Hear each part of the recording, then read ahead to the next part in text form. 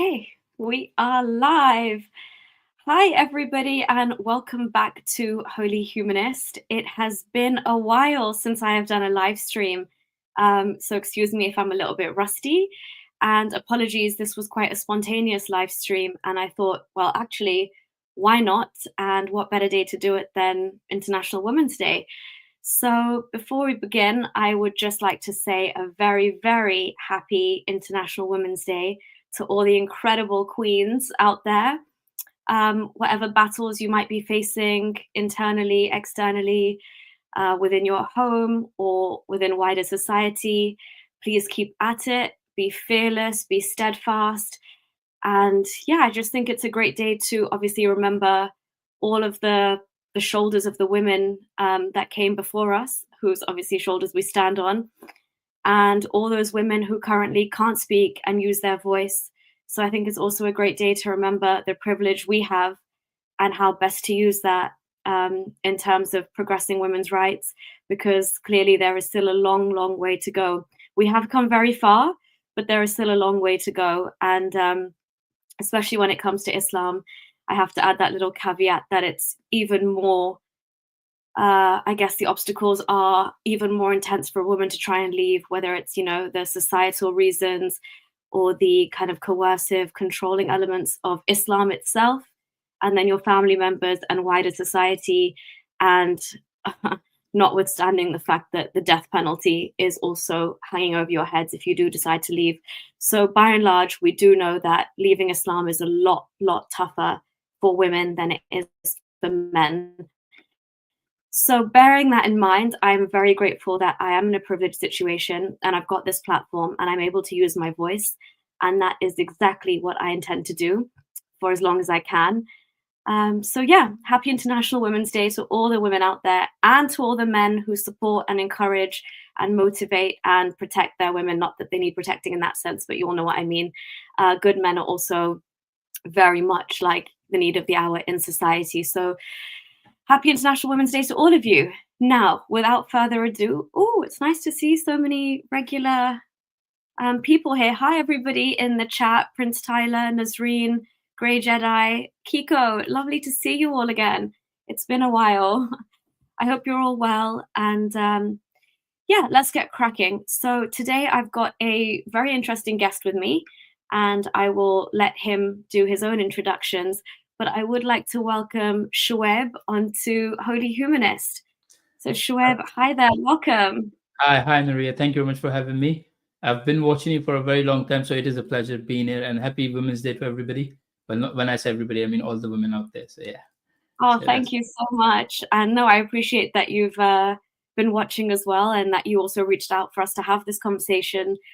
Because obviously I love bridging the gap and kind of finding middle ground. So just to kind of, for the record from the beginning, Shoaib is a Muslim and I am an ex-Muslim. So there's that slight kind of difference where I've left the faith altogether. Shoaib is still very much within the faith and I'm guessing very much believing, but we'll hear from him.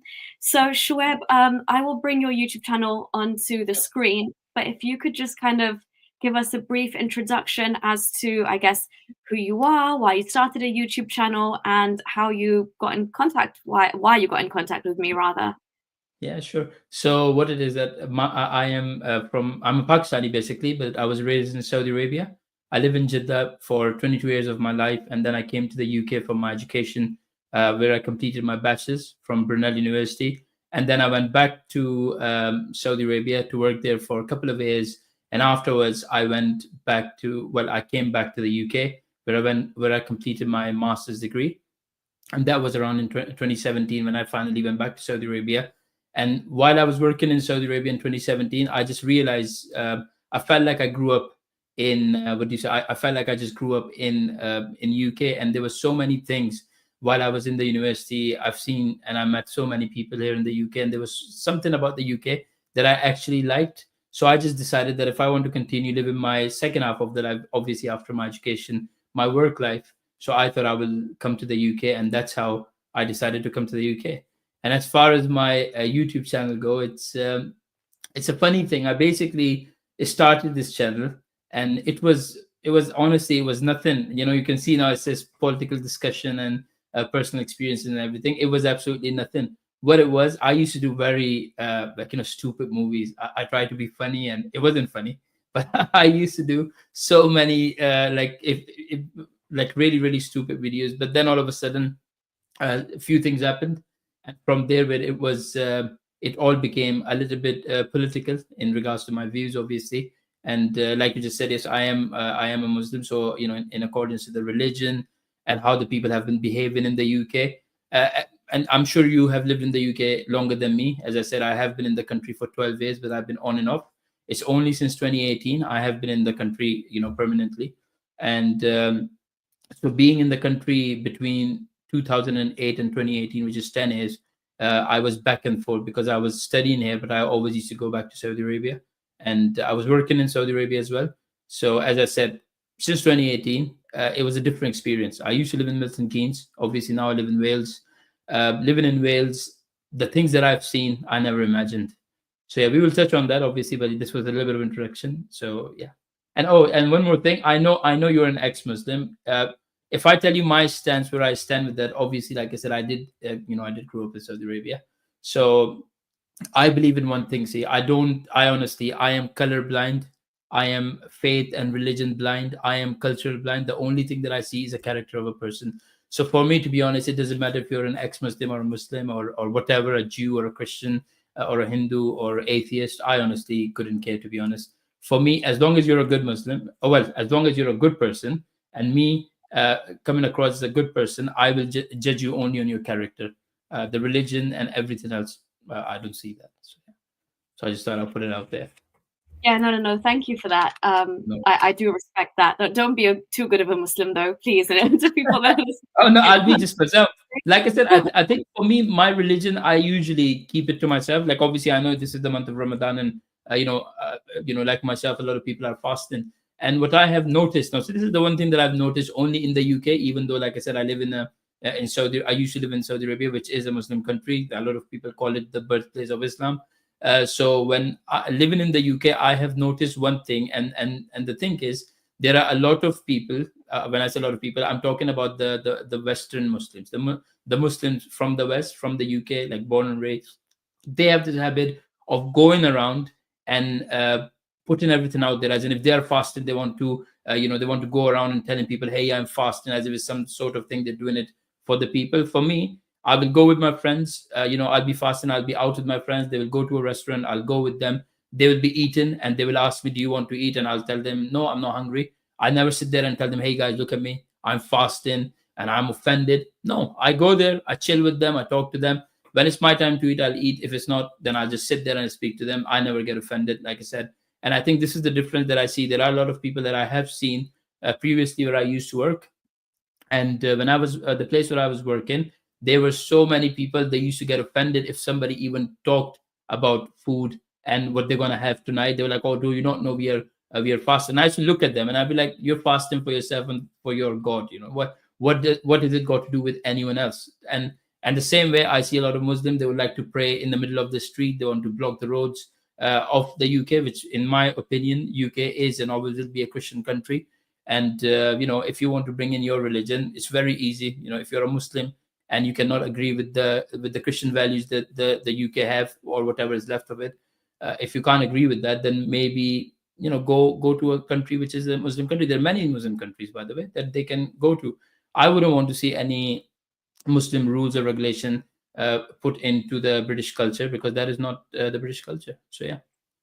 Yeah, I think we're in agreement on that. And I'm so sorry. I just realized it has just gone No, sunset. yeah, Are you I've fasting? already, yeah, I have already had my water, so it's all good. It's all good. Oh no, I'm so sorry. No, I no, should have realized that. no, it's fine. See, that's the thing. I don't want you to be sorry. I think you only know because it's sunset, and yeah. But I have had my water, so don't worry. I'm absolutely fine. Trust me, Okay, sir. but you haven't eaten anything, and I feel awful I have, because are you I have, sure? yeah, Oh gosh. Okay, and I'm okay. Anyway, the fast is broken now, so I can yeah. drink It's my broken. tea. Yeah, no, I I don't get mind. Like I said, I don't mind these things. Yeah, it's all good. yeah, and no, even when I was a Muslim, I would be okay with people eating and drinking in front of me when I'd be fasting, because I was like, Exactly. actually, this is testing my willpower more, especially if you're eating like a delicious burger that I really want. When I would come back to London, and I'd be on like the underground and people would be eating as normal because I lived in Dubai and Saudi Arabia, which we will talk about because we have a lot of that in common, I think. Yes. But when I lived there, I used to get in trouble the days that I wasn't fasting and I was going to do exams if I was drinking coffee in the car, or, I was like, really, oh my God. And when I'd come to England, I was like, wow, this is the real test because everyone's carrying on as normal. And I'm the one who's fasting for 8 to, 10 hours a day. But okay, Shoaib, if you need to like snack as we No, talk. I'm fine. Honestly, yeah, no, absolutely fine. I don't mind at all. I'm not. Believe me, I don't get hungry. I literally carry on as my day. I usually go out and I'll be, playing some sports. I'll go to the gym and I'll be fine. To be honest, it doesn't bother me at all. Okay, well, we'll try not to keep you too long so you can have a No, proper dinner soon. But what I did want to talk about as well, obviously, is that I did see a video circulating on Twitter that caught my eye.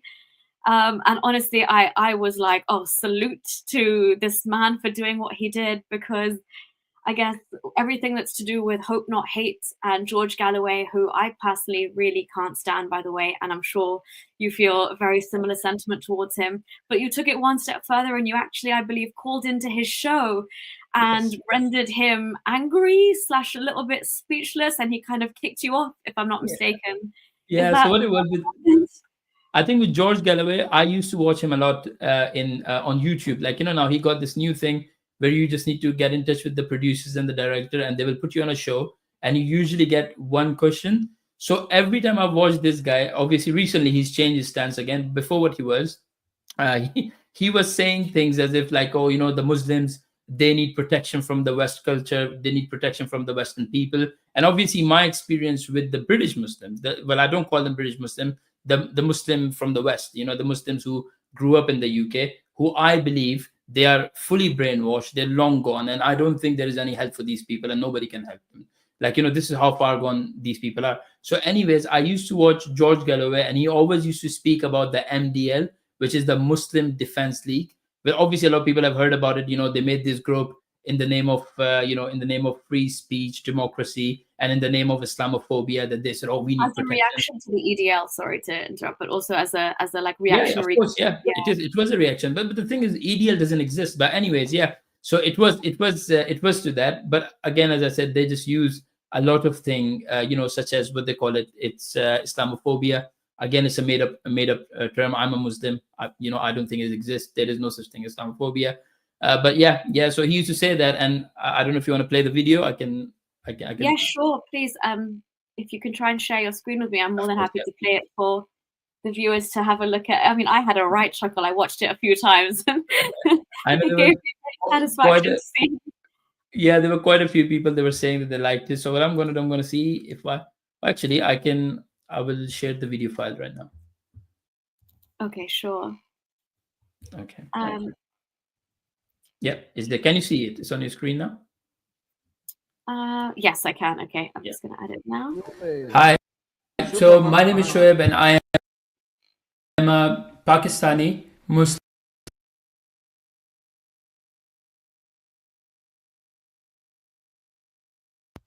Has something happened to it? Yeah. Oh, I think it just froze. Let me check. Because that I have seen. I can actually share my screen then, because if it's not working, I can. Yeah, sure. Go ahead and share your screen. I'll accept. Yeah, I'll do that. Yeah. I just want people to see, because it was a live show that you called into, and he kind of had you on the big screen, and he just had to cut you off as soon as you answered the question. It was brilliant. There was a point where he just went like this to his producers that I get this guy off. Yeah. I think if you can take this bit off, now I'll share my screen, and hopefully then let me know if you can hear it as well then. Yeah. Sorry about that, Hisham, and to everyone watching. We're just kind of getting it back on. 1 minute. Is it this one? Yeah, you should be able to see it. Yeah.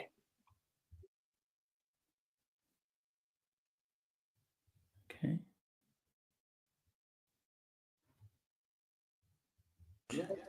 Hi. So my name is Shoaib, and I am a Muslim, and I've been in the UK, immigrated in the UK for the last almost 10 years, and I was raised in Saudi Arabia. So I watch your shows and I watch a lot of your YouTube video clips, and I had a question, and the question was that I have seen, you said that there are a lot of Muslims that have been attacked by the far right, such as Tommy Robinson and everything, and all of these kind of people. So and they need to defend themselves. So me as a Muslim, I want to ask you because I have a difference of opinion, and I've been constantly attacked by the Bangladeshi community in Swansea where I live now, and they're attacking me in a way. They have got a group called Far Right Watch List, and I'm on the top of the list. And it is because I have a difference of opinion. As I said, I'm not from the UK. I live in the UK, but I'm a Pakistani Muslim. But and these are the Muslims who are attacking me because they know I don't have any friends or family here, and they put up my address, my car registration, where I used to work. So they've done all of these things. So when you say that the people, the Muslims, need protection from far right, what about people like me? How do I get protected? And in all honesty, I've got people from Voice of Wales, and what they have done, they have actually protected me against these Muslims. I can't leave my house. I can't go to work because where I used to work, like I said, it was opinion. And I have actually met Tommy Robinson myself personally firsthand. I didn't see that guy as a racist, like to be. And this is me being honest. Like I said, I'm an immigrant. You can tell from my accent. I'm not from here. So for me, Tommy Robinson. Sorry. I've got bad news for you. Yeah. No matter how many bow ties you wear, and no matter how many Superman suits you hang up behind you, these people will never accept you. You're a man. I don't want them to accept me. The thing is, I don't want to be accepted. I've been living here. We don't need Muslims. Look, we've got this toy boy here in a bow tie and a Superman suit, and he doesn't think that we are racists. You're an embarrassment, son. You'd be better to shuffle off the stage. Assad is in Edmonton. Let's hear from him. Assad. Yeah. Oh wow. Did you see straight away he played the you won't be accepted card? Yeah. And I told him I don't want to be accepted. The thing is, I said to him, I don't want to be accepted. I'm just asking you, where do I get the help? Because I have been targeted by the Muslim community in Swansea where I live. It's been ridiculous. And I think that was the reason why I got in touch with you in the first place, because obviously I knew that to say the least, that because you're an ex-Muslim, I know you must have had a lot of problems than me or anybody else, because I only have a difference of opinion that I don't agree with majority of the Muslims from the UK. I don't agree with them, and that is my crime. But I think for you, because you're an ex-Muslim, it's even more dangerous the way that these people probably have attacked you or try to attack you online, or however they can. So yeah. So yeah, definitely. But just to kind of flip that back on your safety and why it could be more problematic for you, is because a Muslim like yourself who would still try and want to do things like attend the mosque or have some semblance of being part of the community. Because as an ex-Muslim, I can completely remove myself, to be honest, and I have no need to interact on the daily with quite extreme-minded Muslims.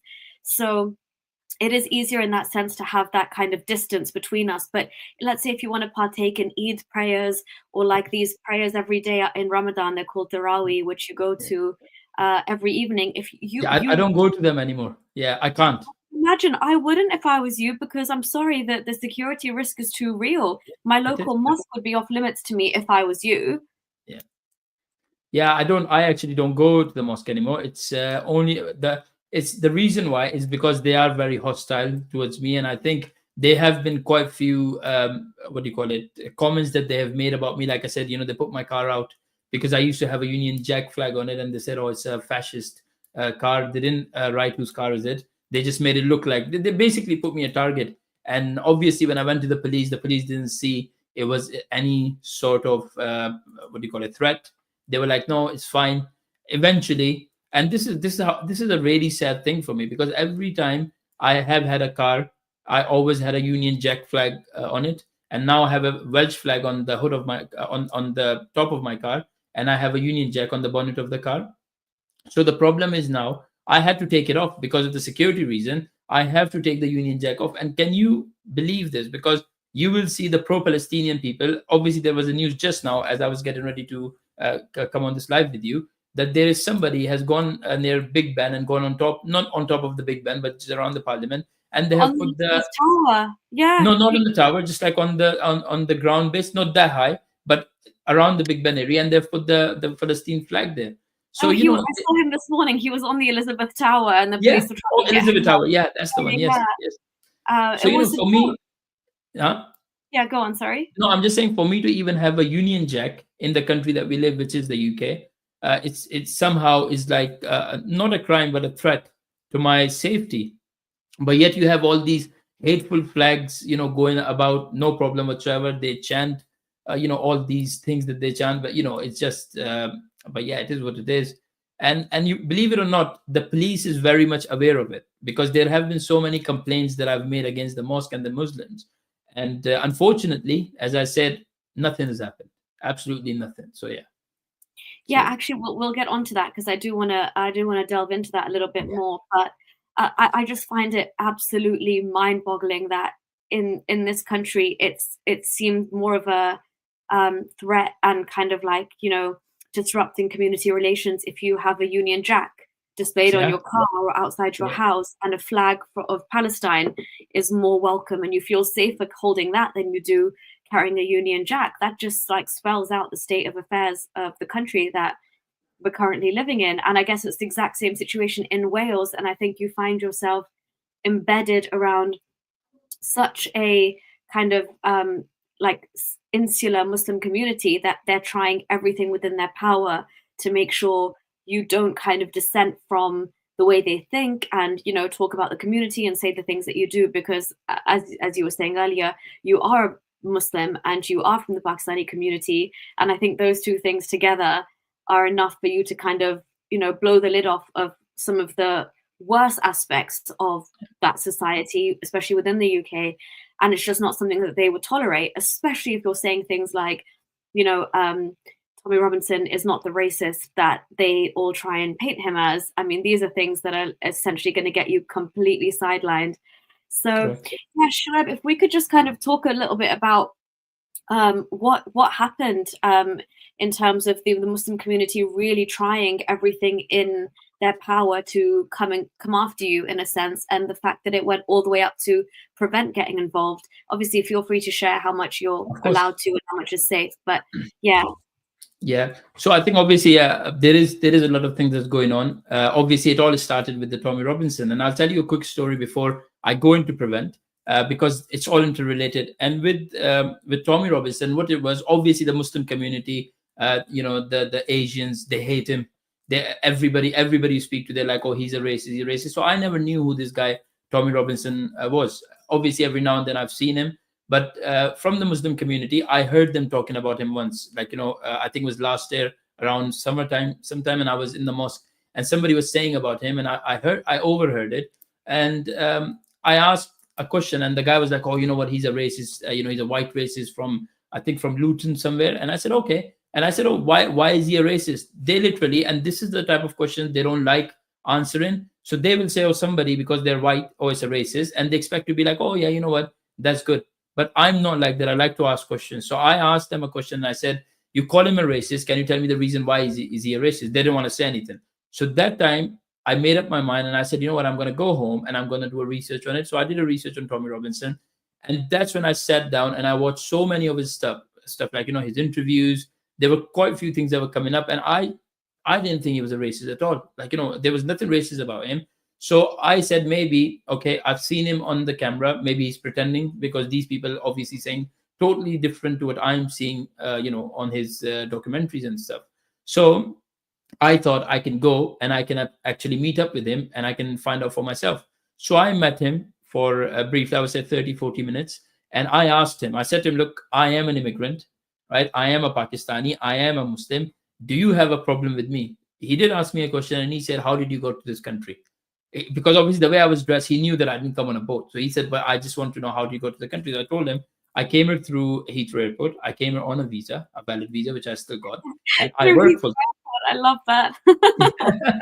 So, yeah, Not on a TV from Calais. oh, sorry, I'm a dinghy. Yeah, a dinghy. Yeah. So I said to him, "Yeah, I work full time. This is where I'm working and everything." So he said to me, "I got no problem with people like you." And I don't know if you know this, and I don't know if a lot of people watching now who knows this, because I am a legal citizen in the country, and I'm legally in the country, I am not entitled to any benefits. When I say any benefits, I mean universal credit or anything. I'm not entitled to it. Do I pay for it? Yes, I do. Like, you still have to pay into the system. You still have to pay your tax and everything else. But what you don't get is the payment that you've done. You don't get anything back. So just in case if I were to lose my job or anything, I don't get any benefits.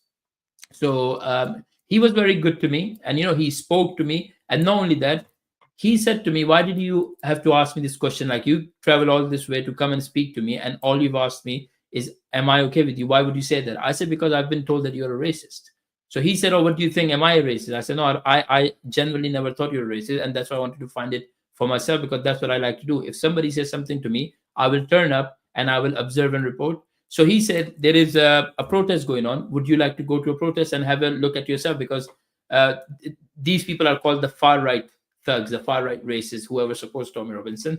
So I said to him, "I will do that," and I did. It was when he got arrested in October on the 26th, when there was a protest. I went to it, and believe it or not, I have spoken to numerous people. I was at the back, then I was at the front. I've spoken to so many people, and I did not see even one single racist. If anything, there were people in the crowd who were saying it to me, that if you see anybody from our side being nasty to you, being racist to you, you come to me, and we will make sure that guy get kicked off. So, if they are saying the white people are racist, I don't owe them anything. They don't owe me anything. Why would he even say this to me? And unknown strangers telling me from Tommy Robinson's crowd, saying, "Oh, if any white person is trying to be racist or rude to you, you need to come to us, and we will kick him out of the of the protest."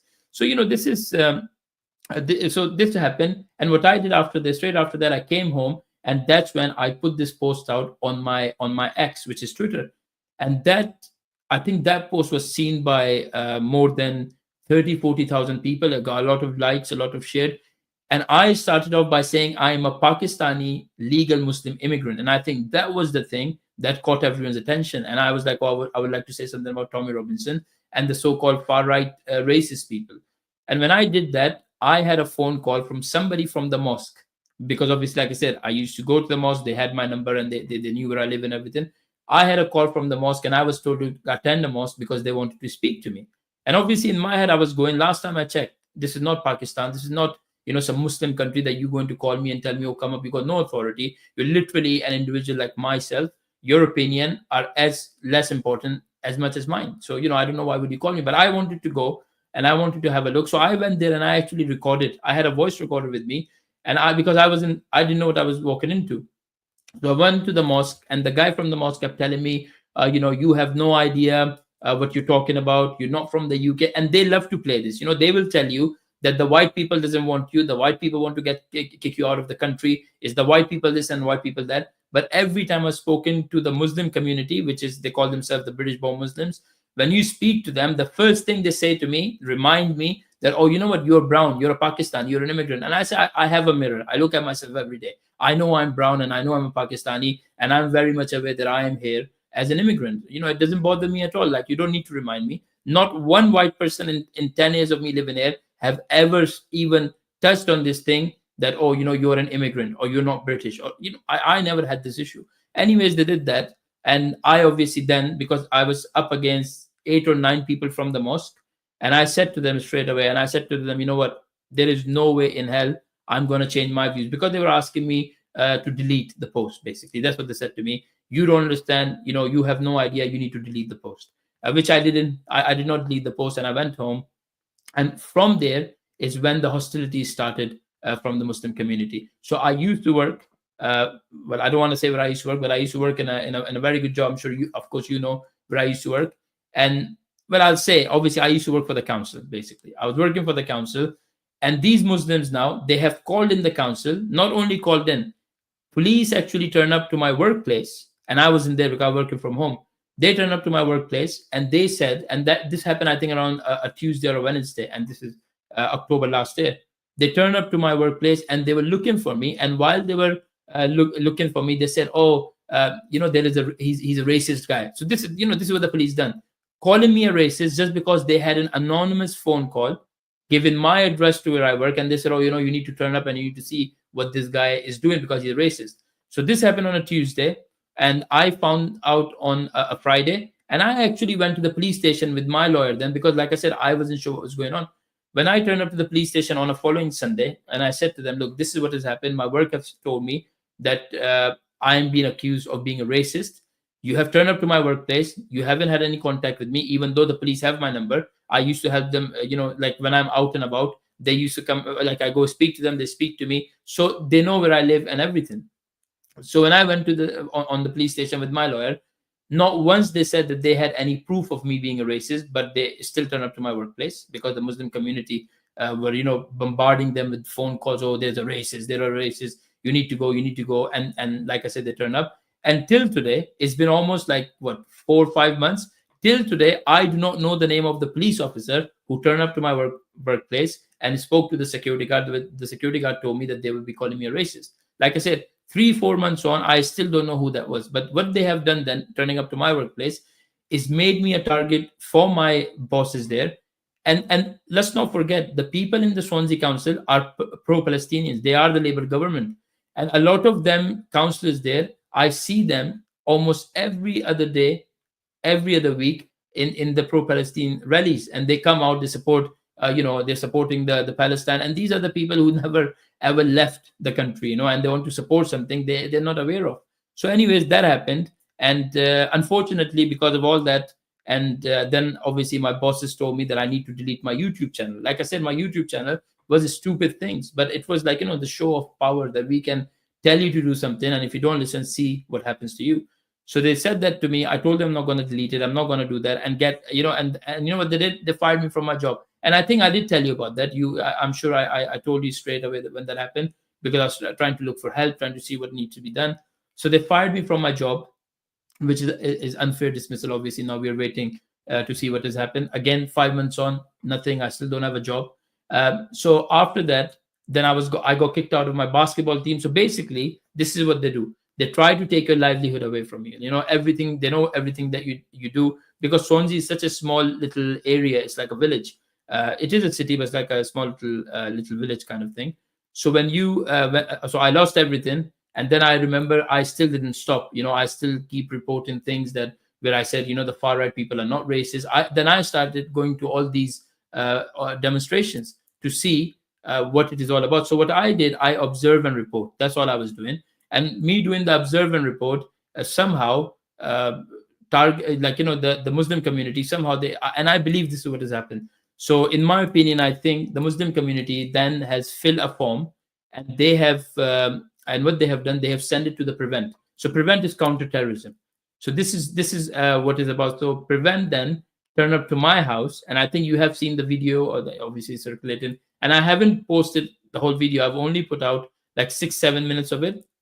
So with the 7 minute, all they kept asking me was one of the thing was, why do you think Tommy Robinson is not a racist? It was all about surroundings Tommy Robinson. Okay, why do you think Tommy Robinson is this? Why do you think? And those days, I think this was in January, when I was very openly speaking about the rape gangs, the Pakistani rape gangs. So people were calling them grooming gangs, but what I was doing, I was calling them the Pakistani rape gangs. So they actually questioned me on that, and they said, oh, why are you talking about the rape gangs and calling it out as Pakistani rape gangs? I said, well, I am a Pakistani. I am very much aware of the culture and everything that happens in Pakistan, and the way they treat their kids, their women, and most of the time, little boys as well. So I will obviously speak about something that I've got experience in, something that I've got knowledge of. So, and this was a white guy. I did ask him if he was a Muslim. He was not a Muslim. And he said to me that, oh, well, there are white pedophiles as well. I said, I get it, there are white pedophiles, but I'm not white. If you think there are white pedophiles, you are white. You should speak about them. Wait, sorry, is that somebody from Prevent that said that? Yeah, to you? Prevent. Yeah, Oh, Prevent. wow. They said to me, conversation they were having with you in your house. In my house. Yeah, they were in my house, sitting in my house, and I welcomed them. And like I said, this happened on a Friday, which was again like I think it was in January. Yeah, it was in January, Friday. So they were sitting with me, and they were saying all these things to me that, oh, why wouldn't you talk about the other rape gangs? I said, well, I'm a Pakistani, and Pakistani rape gang is totally different to the one that we're talking about, because this is not only something that is a religious thing, but is also a cultural thing. So my reason for talking about is because I don't want people looking at me and saying, oh, he's a Pakistani, maybe he's similar to them. Because if you don't, talk against these rape gangs and call them as it is, that means you're complicit. If you're not calling them out and you're thinking, oh, you know what, oh, I'm just going to sit back. No, why are you sitting back? They are doing it in my name because I am a Pakistani, and they are raping kids, and then they're using the religion, then they use the culture, then they use this dementia thing. Oh, we don't remember, I don't know, mental illness. And then biggest of them all is then they use Islamophobia. Everything for them, they will do everything wrong. The moment you call them out, Islamophobia, racist. I have been called a far-right racist. I have been called a Nazi. I don't remember seeing a brown Nazi before, but you know what? Now you've seen one, because that's what they've called me. They've labeled me that as well.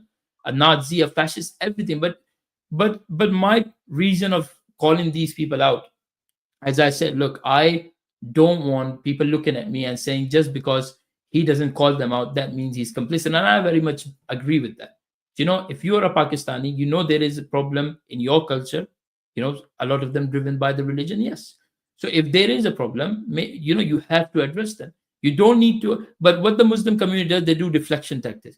What will happen? Yeah, three rapists came out, Pakistani rapists. The first thing they will do, sit on the internet. Let's find a black rapist. Let's find a Jewish rapist. And they'll be like, oh, you're talking about these 3 Pakistani rapists. Well, guess what? What about these 5 Jewish? Well, I'm not. Why do I care about the Jewish or the white? I'm not white. I am going to talk about something that I'm aware of and that I can see. It's not only a problem in the UK, it's a problem worldwide. And I think, Nuria, you would know this. If you obviously used to live in Dubai.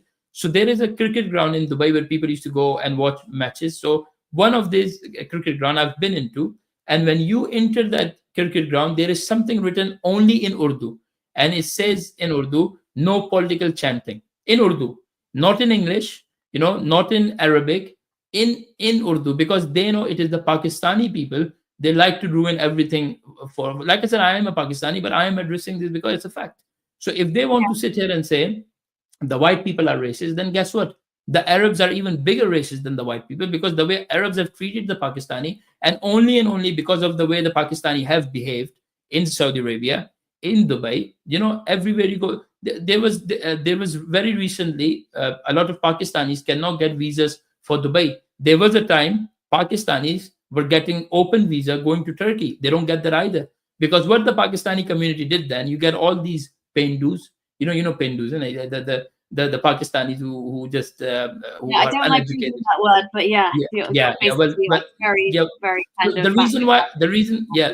The reason why I use that word is only because what they did then, they went to Turkey and they were doing Snapchats, and what they were doing in the background, they were taking pictures of girls as much as little kids as well. So obviously then the Turkish government was like, no, we're not going to have these guys because these people are inhuman.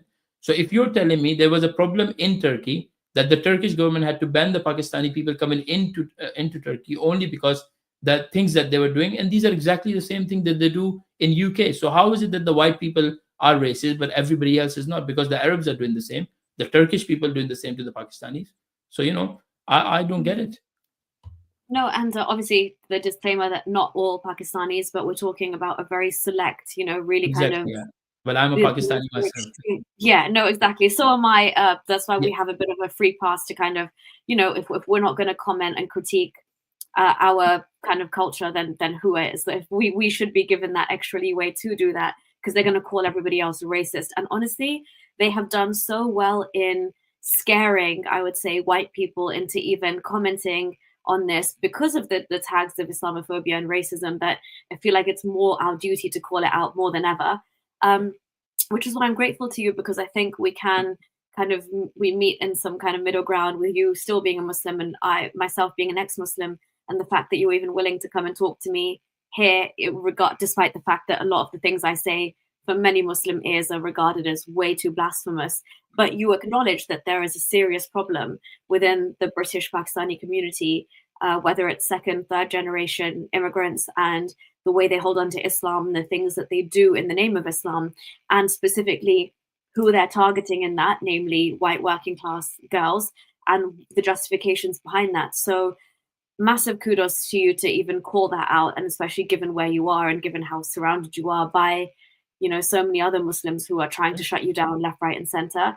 What really kind of it was mad for me to see the way that honestly, that video of just even your kind of cam dash from your door, the way they knocked and the way they came in, and the question that they're asking you is pretty much the same conversation that, honestly, the same arguments that a Muslim would have for you bringing up these grievances of, why do these rapists get a free pass? And this is why I'm bringing up these topics. And they're kind of towing the exact same narrative as the Muslim would, which is insane to me. And it just shows you that it's gone so far from what it was supposed to do, because they're more concerned with somebody like you, who I think, if it's safe for me to say, veers more towards religion being a personal thing, and you're kind of more on the secular side of things, accepting of British values.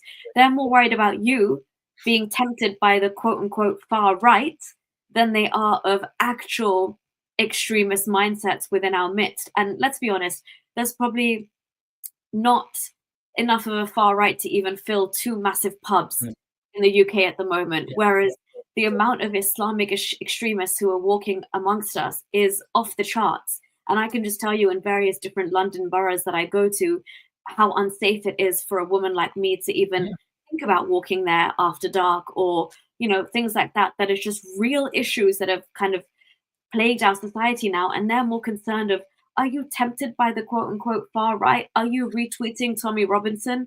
And it's just like, where are your priorities, and where has this country gone? They did say to me that they were worried that I was being radicalized by the far right. That's exactly their That's words what were. they're more concerned about. Even in the training, so I know, obviously, it was so sad to hear that you lost your job. Not surprising, but very sad to hear that you lost your job, because I don't think anybody should lose their livelihood based on, having a certain political viewpoint, or let alone standing up for the most vulnerable members of our society at the hands of people from the same community as you. Like, that's wild to me. And I think, exactly, like I said, I won't touch on other bit now that I'm going to say too much, because that is still an ongoing investigation. But literally the next day, so they came to my house on Friday, and Sunday early morning, I was arrested for being a racist. I think I remember when I came, like I said, it was I think that was the most craziest thing that has ever happened to me in my whole life. Where not only I don't feel safe being in Swansea anymore, I am, like I said, I own a car, but I can't put a Union Jack on it because it's against my safety. And when I go to the police, they don't want to help me. And if anything, every time that I have made a complaint against somebody from the Muslim community, they have actually come after me making a complaint against them and telling me that I am harassing them.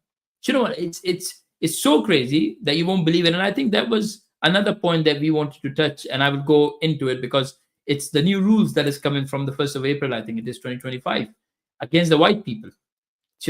Like, literally, it is coming against the white people, saying that if you are from an ethnic minority, you will not be, they will not punish you as harsher as they will punish a white person. Yeah, they will take your ethnicity and your religion and things like that into consideration when sentencing, which, again, I feel like I'm living in a nightmare. And the other day I went on a rant. Yeah. I feel the same. You feel the same, and you're a Muslim. Can you imagine? Exactly. And I get it that, fine, ex-Muslims are genuinely quite, they find themselves usually quite politically isolated and homeless here, and the level of protections aren't really in place. But you, even as a Muslim, from speaking within the fold and kind of, raising a voice, somebody made a comment earlier, and it just goes to show that regardless, if you're speaking against them and you're dissenting at any level, they will come after you.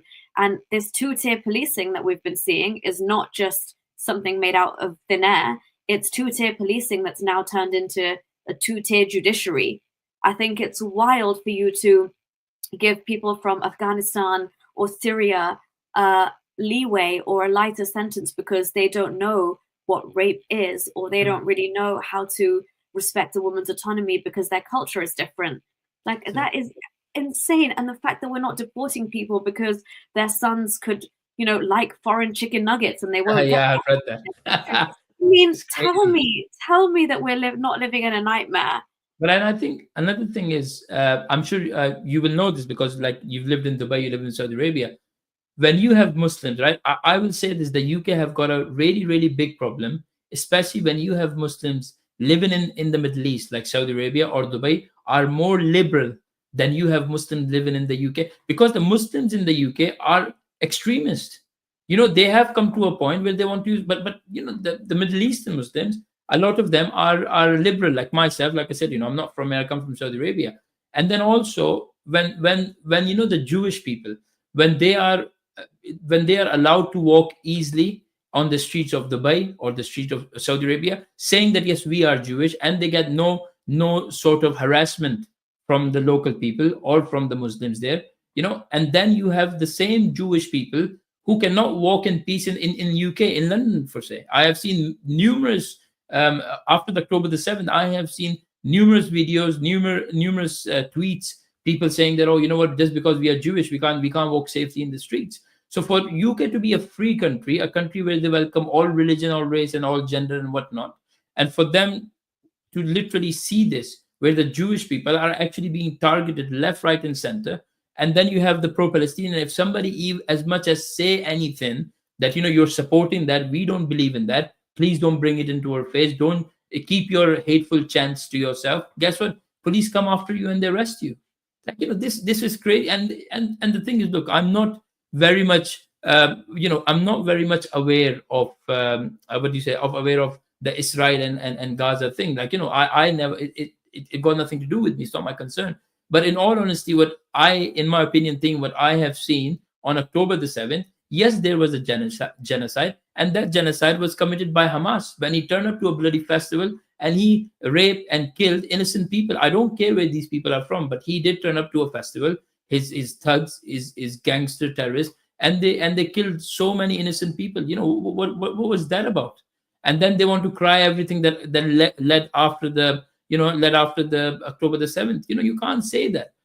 And for these people, I see so many white people. A lot of them are convert of Islam, and they come to these pro-Palestinian rallies, and they're like, "Oh my God, the kids are being killed." So what they have started to call me, that I support baby killers. Basically, that's what they were saying about Israel. But I said to them, look, for me, I'm not literally. I am not in favor of kids dying either place. Like, kids are kids. Innocent people are innocent people. I do not care if they're white, black, brown, Muslim, Jew, whatnot. Their kids are kids. So when I say to these people, they don't want to talk to me, and I ask them, like, you're sitting there and you're telling me about what's happening in Palestine, what's happening in Israel, what's happening in Gaza, Lebanon, and all these things. Have you actually visited any of these places? They got no answer. They be like, oh, that's racist. Well, I just asked them, if you're going to educate me or give me knowledge about a country that you've never been, most likely I'm not going to listen to you, because you have been brainwashed. So yeah, I'm not gonna listen to you. That's simple as that. Yeah, and just kind of moving on from that conflict, because that's always going to cause insane intentions. So I don't really want to go into I never go into this. Yeah, I'm not aware of it either. Yeah. But like I said, from what I see, this is what I say. We live in the UK. Let me support the UK, and that's it. I don't care about Pakistan. I don't care about Saudi or anywhere else. I live in the UK. I just want to be a patriot to the country that I live in. Simple as that. So this. Yeah, which brings me. So I obviously have my own thoughts on the Israel-Palestine conflict, and I've made it clear before. I don't really want to go into it today too much, but I did want to ask you in general. So, is it, before we go on, because there's still, I think I want to cover Saudi Arabia and then just what's happening in Wales, but I'm mindful of the time, and you still haven't eaten all day, so that's stressing me out a little bit. I'm gonna have a big meal after this as well. All good. I really hope so. But anyway, I was gonna ask you: is it possible to truly be a believing Muslim and be a patriot at the same time, in your opinion? Well, I honestly believe it is. I know a lot of people, and obviously they are patriots. I speak to them. They are very scared, and I understand why. But obviously, I don't think you will see, I don't think I have seen anybody who comes out and speak the way I speak, comes out and say the things that I say while being a Muslim. But there are a lot of things that I have done, and I'm very proud of it. One of them is bringing a lot of people closer in a way that, there were some people, they were off the back, they'd be like, oh, because you're a Muslim or Pakistani, we don't want nothing to do with it. And I could have been hostile to them, and I could have called my freedom of speech or racism or Islamophobia, but I didn't do that. I said to them, that's your opinion. I'm not going to change it. But they seen me over time. And this over time has become from being just their opinion to a friendship, where they actually, there are videos, there are people have done about me, and they say, look, Shoaib is an amazing guy. And guess what? He is a Muslim, and he's a good Muslim. And like I said, of course you can be a patriot and you can be a Muslim, but then there is a difference that you need to understand as a Muslim and a patriot. Me being patriot to the country, I'll show it to everybody because I live in this country. Me being a Muslim is between me and my God. I probably won't show it to anybody. This thing, if I'm a Muslim or not, has never ever come into any conversation with the people that I worked with, the people that I've been, unless the people who have asked me are the Muslim community. Like, so yes, you can be a patriot to the country like myself. You can love the country, you can love everything about it, you can respect the values. You don't need to be a part of everything. But for me, I literally, when there's a Christmas market, I love going to the Christmas market. I enjoy the pancakes. I enjoy everything about it. So I love it. I love these things. And if I did not like the Christmas market, or if I was against the Christmas market, then probably I'll try and move to a country where they don't celebrate the Christmas market, and all they do is eat, and eat. This is my way of thinking, which I don't know if you have seen many. I have had many people while being, in the UK, who classify as Muslims. And then when we used to go out, they used to drink and they used to do everything. And like I said, I never used to judge them. They will be drinking and doing everything, and after that they'll be like, oh, you know what? I am a Muslim, so I need to pray. And I'll be like, yeah, you go ahead and do what you need to do. So it's for me, not only that I believe it is possible, I am the prime example, because I'm doing just that. And if I was like, a Muslim in a way, then maybe I wouldn't have lost my job. Because for me, to, like you said, this the only time that you have a conflict between your religion and being a patriot to the country, because when you are given more importance to your religion. So let's say if I go and work, and I'm working somewhere, and every 2 seconds I'm like, hey guys, I need a break for 10 minutes. I need to go and pray. I need to do this. For me, if I needed to go and pray, I will do it in my break. I will not ask them to give me a separate time for me to do that and bring it on everyone's face, or look at me, I'm a Muslim. If you don't do that, nobody cares. You go on your break. Who cares where do you go? You get a half an hour, 45 minutes break. You go there. If you want to pray, you can quickly pray, and you can eat as well. You can still, you can still do all these things. But if you don't want to do it, it's up to you as well. So yeah, I believe you can be a patriot as well as you can be a Muslim, as long as you keep these two things separate. So yeah. Yeah, no, that's actually what I wanted to really ask you, and that's why I'm grateful we're having this conversation. And you can disagree with me. You can disagree. Yeah, no, with and me. I absolutely do, and I think you already know my stance on this, and the reason that I could have easily happily stayed within Islam, because I honestly thought a lot like you. Just even the way I was practicing it before I left it was very much personal, and I still considered myself British, if that makes sense. But at some level, I will say I disagree with you, because there was a little bit of cognitive dissonance in the sense that being a Muslim would, how do I say it? Being a Muslim would inform my opinion on global politics, international relations, things like that at some level. Whereas obviously now it informs it in a different way, being ex-Muslim. But still, I mean, the religion would seep into the way I thought about the world and I saw things. And naturally, studying Islam, I do know that at the end of the day, the end all and be all is that your loyalty will always lie with Islam first. But I really have a lot of respect and a lot of time for Muslims like you, for people around me as well, who are able to separate the two into nice, healthy compartments and say, this is a personal thing. This is manifested in the way I fast, the way I pray, the way I think of, I hold a God dear to me. But it doesn't kind of mesh in with everything else. And you're really able to understand the true nature of British values and not just accept them, but kind of purport them to the world and kind of defend them where you have to. So that's why I really wanted to have this conversation as well, just to show that it is, I know, because usually we're beating this drum that, moderate Muslims, as somebody has commented, they don't know that the Quran must be followed verbatim, including inherently violent verses.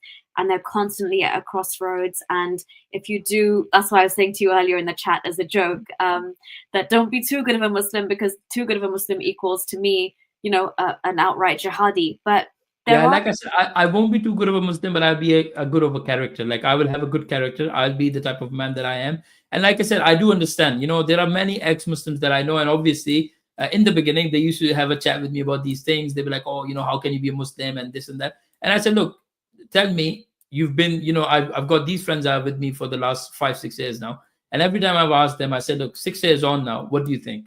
Do you not think that I'm not a preacher, by the way? Like, see, I don't like to preach. I don't like to say, oh, let's do this. I always like to lead by example. So if there's anything that I need to do or needs to be done, I will never sit there and tell people, oh, you know what, I'm going to do it. No, I will do it and let people see it for themselves. And that's why if there was ever a time somebody said to me that, oh, you know, we hate the Muslims, all Muslims are the same, and I'll be like, yeah, that's fine. I will never sit there and have a debate with them or try to change their mind. That's not, you know, that is not something I do. For me, I like people to look at me, for them to see me, see my loyalty to them, regardless, like I said, whatever their religion is.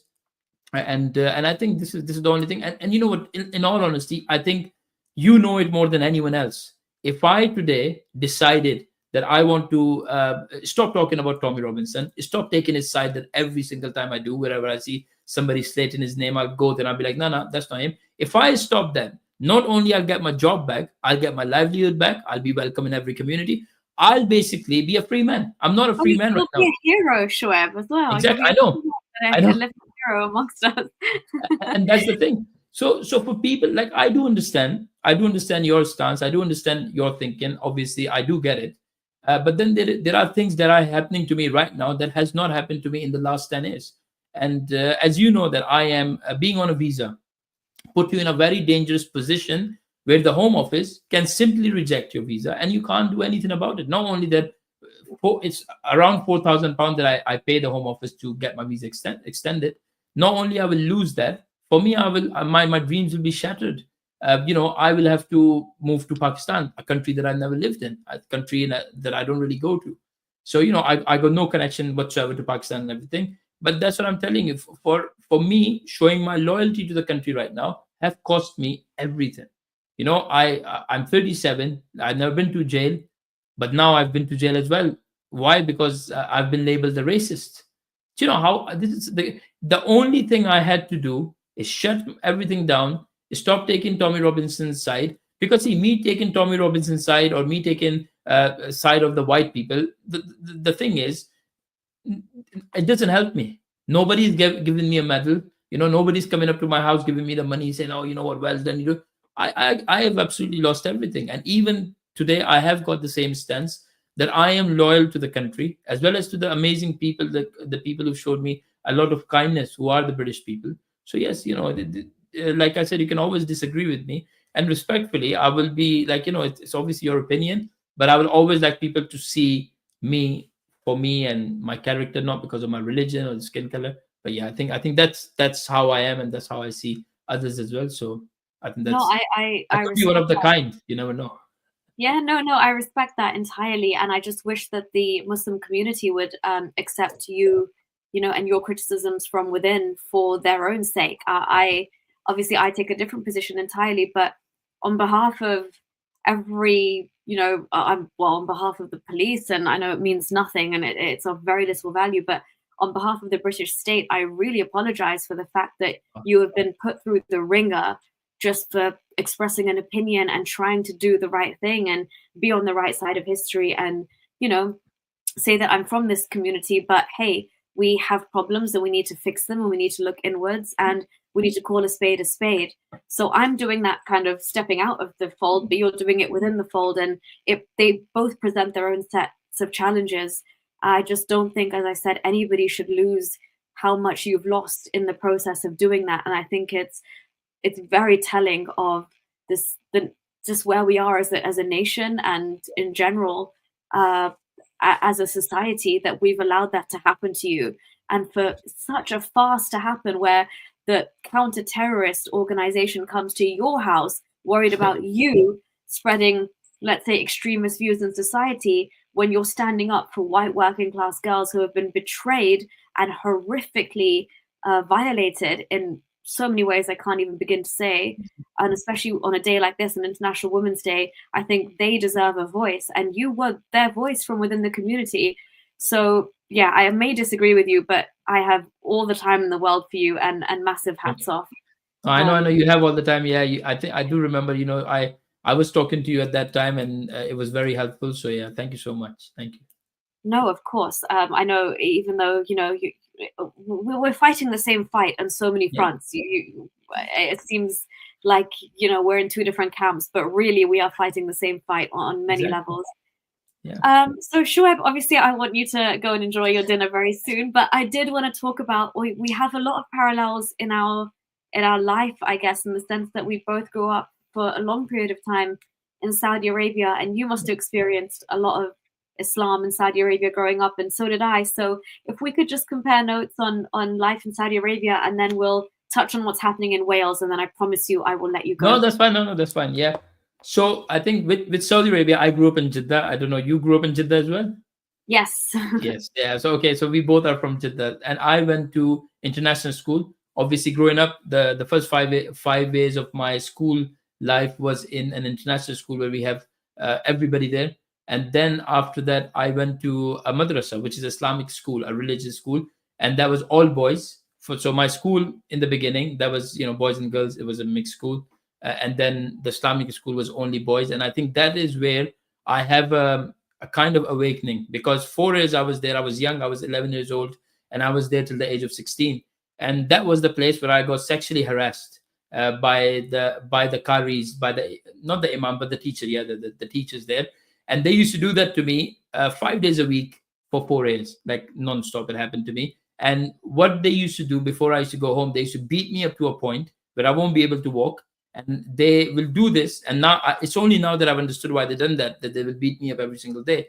So when they beat me up, what they would do, they would expect me to go home and make a complaint. But like I said, in Saudi Arabia, from the age of 11 to 16, I had no knowledge of sex, or we never had the sex education. We never had this. So I didn't know what it was when they would make me sit on their laps and they will touch me inappropriately. I just didn't know what it was. So what they did when they would beat me up, they will just make it easier for them. If I were to make a complaint against them, they will do what I have now realized they used to do. They will say, oh, he's not a good student, and for that we have to beat him up. So I had that for 4 years. So when there are people saying to me that, oh, no, it's not the Pakistan, it is a Pakistani problem, because the people, my teachers, in madrasa, they were Pakistanis, Afghanis, and Bengalis. These three what do you call it? They were from these three countries. Yeah. So yeah, they did that for 4 years, and after that I went to and then I left that 4 years, and then I went to school. That was again an international school, and that was a very, very good school, because then I was back in with boys and girls. We used to have a lot of parties in the school. I'm sure the JP. I didn't go to JP, by the way. I'm not going to name which school I went to, but there is Jeddah Prayer, there is JP, and all these places where we used to go for. We used to have a lot of parties, and we used to have a lot of festivals and everything. And that also changed. And the funny thing is, my school actually took a huge turn when I was in GCSEs. We actually have some of the Muslim converts came from the UK, from London. They came to Saudi Arabia, and this is the first thing they did. So my school was we had everybody there. We had Christians, we had Jews, we had Canadians, we had Americans, white, black, brown. We had everybody there, and we used to have some of the amazing time in the school. But then in GCSE, these converts came to our school. They took over, and the first thing they did a divide between the boys and the girls. So you can see where the mentality is coming from. So being in Saudi Arabia, we never had these boys and girls different. But the moment these Muslims coming from the West, from the UK, the first thing they did, they put a divide between the man and the woman. And we didn't understand that. But then after that, the school just went downhill. It was all about no music in the school. It was all about you can't look at the woman. It was all about you can't dress this way, that way. And like I said, and this is the problem that I said, that if you have people and the Muslims from Saudi Arabia, they are more liberal than the Muslim, especially the convert are even more dangerous than the. And let me tell you, these were the converts. Yeah. Yeah. I don't want to say anything, because like I said, I don't want to go to jail. But yeah, safe in this conversation. Let me say things for you that you can't say. So yeah, that's what they did. They literally ruined the whole school, and basically we were forced to leave the school because it became a depressing prison in a way. Like we used to have all these parties, everything just stopped, and it was just like, yeah, that's it. You ruined the school, and that's it. But at that time, even I didn't understand the difference, and I didn't know. But yeah, just growing up in Saudi Arabia, obviously being a Pakistani, you get a lot of hate, you get a lot of racism from the Arabs. But then being a Pakistani, again, we were told to, if you want to be successful in Saudi Arabia, you listen from this ear, you let it out from the another ear, and that's it. And that's exactly what I did. And that's why when I came to the UK and I seen people saying there's a racism in the UK, it was absolutely nothing. It was so mild, I didn't even, I couldn't even notice it. So I mean, Shoaib, honestly, isn't it true? First of all, I'm so sorry for everything you've experienced in Saudi Arabia, and again, it's meaningless for me to say it at this point. But there's so many millions of Shoaibs out there who have gone through the exact same thing at the hands of these sheikhs and imams and scholars and they have madrasa. ruined their lives. I know some of them. I know some of the people that I went to madrasa with, and when I speak to them today, a lot of their lives have been ruined. I just don't know how I've come out the way that I am today, but I know people my age, younger than me, their lives has been ruined. When I speak to them, I feel depressed talking to them. This is all done by in the name of what religion, in the name of what we're going to teach your kids the Quran. Why? I'm against that 100%. Yeah, and I mean, there's like sayings in Pakistan that who hasn't been touched by these imams and who hasn't been sexually harassed or abused, because it's so few and far between to go through the system and come out absolutely unscathed. And that just shows you like how glaringly severe the problem is. And I've always said this in all my videos, I would never, as a Muslim parent, with the knowledge that I have, send my child willingly to a madrasa. It's just I will never. not something I would do. There's even problems with calling Quran teachers to your own houses. Yes. You're still not safe when that happens. So I would say, if anything, you use the internet for those purposes. But again, I've left the fold, so I would say there's no need to even study the Quran in the first place. It's an absolute waste of time. There's so many better uses of your time. But just to kind of, back up your experience a bit. So I grew up in Saudi Arabia, same city, went to also an international school, had a British curriculum, and girls and boys were mixed. I think there was no changing that, thankfully, for the entire system, because that's the one condition, that it was a British school and is allowed to be co-ed. We did get taught Islam as Muslims, and that was slightly problematic. If you're a Muslim, you had to study it. But for me, I always say this, like when people ask me, oh my gosh, like how was life in Saudi Arabia? And I can't believe you lived in Saudi Arabia. For me, it was genuinely, as a young child, like from 9 to 16, I lived there. From about 9 to 14, it was heaven on earth. And I'm not just saying that because, It's obviously true. I agree. there were right? Yeah. I agree 100%. 100%. Counter to what it sounds very counterintuitive to what most people think, but yes, I would hear of the beheadings, and you'd hear the call to prayer. And when I was there, I know it's not the case anymore, but there was the Islamic police, the mutawwa, who walk around with their sticks. Not anymore. Not anymore. Exactly how far Saudi Arabia has come. But when I was there, it was still a thing in the early 2000s. But do you know why there is no more mutawwas anymore? Do you know why? No, is this something to do with MBS or No, it was before MBS. So what it is, the Mutawwa gang, what they used to do, they used to go to the shopping center during the prayer time, and it was in Jamjum. There was a shopping center. They were in there, and there was a princess actually in the shopping center, and her head was not covered. So these Mutawwas thought they're going to go after a princess, because you can't tell everybody is a prince and a princess in Saudi Arabia because they got so many kids. So when they went after this princess, and they used to hit people with the stick. They used to have a little stick. So they were hitting her. It's only afterwards they realized they were a princess, and that princess just went after them. And along with the princess, there were all the Saudi people, because nobody liked the Mutawwas. Nobody liked that religious police. Everyone feared them. And that was it. That was the end of them. Yeah, that was the end of them. And it was such an amazing time. And I lived there till 2018. So I can tell you very recently, of course, then now it's even a lot better. I got a lot of friends who went from UK. They don't want to come back. So yeah, I do agree with you. Like I said, it is a really, it is a really easy life, a good life, a very happy life. You don't need to worry about all these Muslims coming after you. Is nobody bothers what you do. So yeah. Yeah, no, exactly. And I remember them, pulling up in their cars with their sticks and forcing people to pull over and pray, especially Muslim men, like of my father's age and stuff. Yeah. And, they would just make life miserable for everybody, really. But for me, as a young child, I lived in a compound as well. So it wasn't an isolated villa. And I think I lived in one of the the more fun compounds out there. So it was like living, the way I try and explain it to English people here when they say, oh my God, but Saudi Arabia, I'm like, but think of it as like a holiday camp or like a resort, and you come back from school and you're living in this resort 24/7. So like there's a swimming pool outside your house, there's a like a center with bowling and all kinds of sports and activities going on. You've got your friends next door, you don't need to lock your door, everyone's riding their bikes, scooters, there's football. Like I was very sporty as well, so it was like honestly like a heaven. We had a skate park, amazing restaurants, like, you know, salons. It was just And everything you can another imagine thing, at a little bubble. no, but living in the compound, you never had to follow the rules of Saudi Arabia as well. That is another thing you need to tell people. Oh, that's the major thing. That's why it was I know heaven on about earth. compounds, yeah. It's because the rules and laws of Saudi Arabia are essentially suspended. So you're living Yes. in a gated community where I had a quad bike I could drive, I could jump in the pool in a bikini. I was essentially living like I was living in the West, anywhere in America, England. It was like that, contained within those four walls. There was alcohol people were brewing in their houses.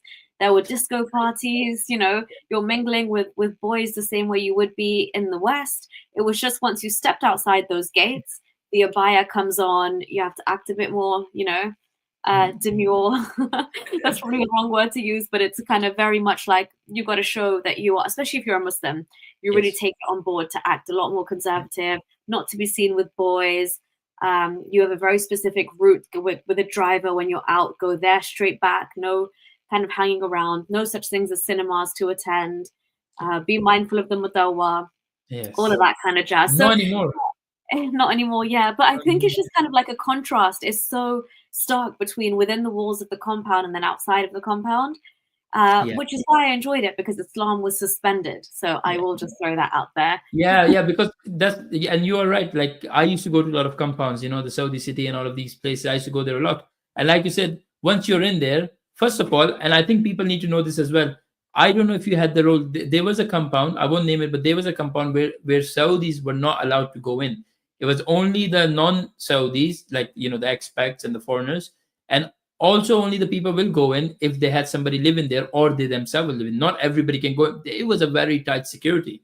So, you know, for you to go in, even if you are inviting a guest to come to your house from outside, there are numerous checks that they have to go through. There is like they take your ID card. So, you know, this it was a very controlled environment and it was a very safe environment. And to say there was another compound where I've seen girls driving the cars, you know, because these compounds are so big, and I think people need to know this as well. These compounds are so big, they have their own supermarkets within the compound. So, like you said, you never have to leave. You just go to your school or you go to your work and you come back and you can just forget you're in Saudi Arabia. Obviously, now everything is open. Now there are cinemas.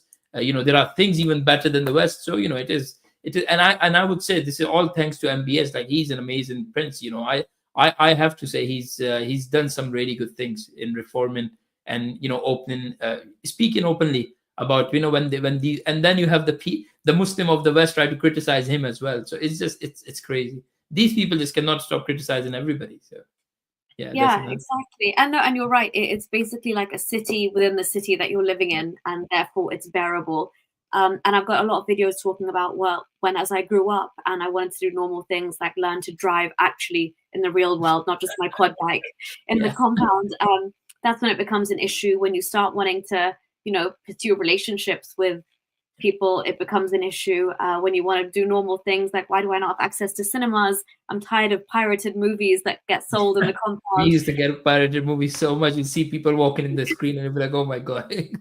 It's wild, I know. So yeah, it does start to kind of weigh on your mind. And like I said, there was always the, you know, concept of the beheadings. And it was in Jeddah, the city that Shoaib and I are talking about was still quite, silly to use the word liberal, but still quite lax Yeah. and relaxed compared to cities like Riyadh, which at the time were a lot more austere. And that's where Chop Chop Square was, which I've talked about before. But there were snippets of that even in Jeddah. And like I said, the religious Yes. police were It did everywhere. happen in Jeddah. You're right. Yeah, it did. Yeah. Beheading did happen in Jeddah. I know there were a lot of places that did happen. Obviously, you know, for different reasons and stuff. But I think when I was growing up in Saudi Arabia, there was a time there was a lot of kidnappings were happening when they were kidnapping little kids for kidneys and that. And I think that's when in Jeddah a lot of beheadings was happening because what they were doing the moment they were finding out who are doing the kidnappings, they were just literally chopping them off. So that was what's going on, I think, and that was the reason why it became more in Jeddah. But yes, you're right. It is more in Riyadh and the other cities than in Jeddah. So yeah. Yeah. Okay, so also Shoaib, now obviously we did touch on the fact that you have made this country home. You kind of, something about this country made you want to stay here and adopt this as your home. But unfortunately, what I see happening in England at the moment, which is why I'm like, I just feel so in despair about everything, like being in a waking nightmare. Very similar things are happening across the board. So, namely in Wales, where you currently are. If we could just kind of touch on the rampant Islamicization that you see creeping in Wales, and I know you also mentioned what you experienced in the madrasa. We're seeing elements of that kind of sexual harassment and sexual abuse and physical violence, to the extent of physical violence, occur in madrasas in the West and here in Britain. So much so that a Welsh madrasa teacher was caught hitting one of his students. I think it looked like a madrasa or a mosque. Yeah. It was. I think it was a mosque, and I don't know if it was in Wales, but I think it was. What was in Wales is actually there was a school in Wales where what they have done, they had white kids, and it was a school. It was no madrasa, not religious, nothing, just your normal school where you send your kids. And what they did, they put the kids in headscarves, and they said, oh, it's something to do with inclusion. And obviously, you as an ex-Muslim and me as a Muslim, be honest. Like, this is a question that I'm asking you. That do you not think if there was Muslim kids going to that school wearing a headscarf, and the teacher removed the kid's headscarf and say, oh, you know what, we're going to put you in a nun's dress because make you a Christian because we want to educate you, do you not know the outrage that will be from the Muslim community? What do you think about that? Would you not think they will come out ready to kill people and all sorts of extremism that they will unleash? All hell would break loose, Shoaib. Honestly, exactly. It would be an absolute carnage. Yeah. So I think I will share the screen quickly so you can see that. Let me just do that because that is a post. Okay. And I think, as you were saying, this was done in the name of anti-racism, if I'm not mistaken. Yeah. This is the nursery. Yeah, it was an anti-racism event. You can see it on the side. Can you see my screen? Yeah. Yes. Yeah, we can. Thank you. So basically, this is where it says, that it was an anti-racism event. And you can see the kids here. You can see, look, they have put them in headscarves, and you can see there is somebody there who is seems like a Muslim, but yeah. So they've done this, and can you just imagine? Can you just imagine if this was the other way around? The Muslim kids. So I will talk about this first. So seeing this, me as a Muslim, imagine my kids were in the school and they came home and they said, oh, our teacher taught us to how to wear the headscarf. Even though, like I said, I am a Muslim, I will be outraged. I will tell them, because see, first of all, like you said, I agree with you 100% where you said, I will not send my kids to learn religion from a teacher, like, a Muslim teacher. I will never do that because I have been there and I know exactly what happened. So no way in hell I will let my kids do that. And again, the second thing, I will not force religion on my kids as they're growing up. I would, like I said, I like to lead with example. I will let my kids see me the way I am. I would like to be a role model to my kids when they look at me and they said, oh, you know what, I want to copy him. I don't want my kids saying, oh, I want to copy some movie star or a pop star and this and that. I want my kids to say, oh, you know what, I would like to copy my dad. Like, this is my mentality. So for somebody, in the name of anti-racism day, they want to put headscarf on my kids, even though I'm a Muslim, I will be very offended. I will turn up to the school and I will say, whose idea was it? And guess what? I am brown. I am a Pakistani. I am Muslim. So you know what? I don't want this nonsense. And for people to use that and say, oh, the white people are racist. Guess what? I'm not white. Guess what? I am a Muslim. And I hate it if you do that to my kid. I will absolutely go mental. I will go berserk. They have not seen the kind of, I don't want to say it, but I will be so angry towards this. No, I don't care about your anti-racism day. And this is what it is. They use Islamophobia, and Islamophobia has been weaponized by these people. So you cannot criticize these Muslim Brotherhood, like, these organizations that are operating within the UK. And they have, a lot of them has been actually started from the UK. So they are using Islamophobia. So you can't criticize them. And the moment you do criticize them, guess what? You're a racist. Police turn up to your house. You're in jail for 2.5 years for being hateful. Like, make it make sense. It doesn't make sense to me at all.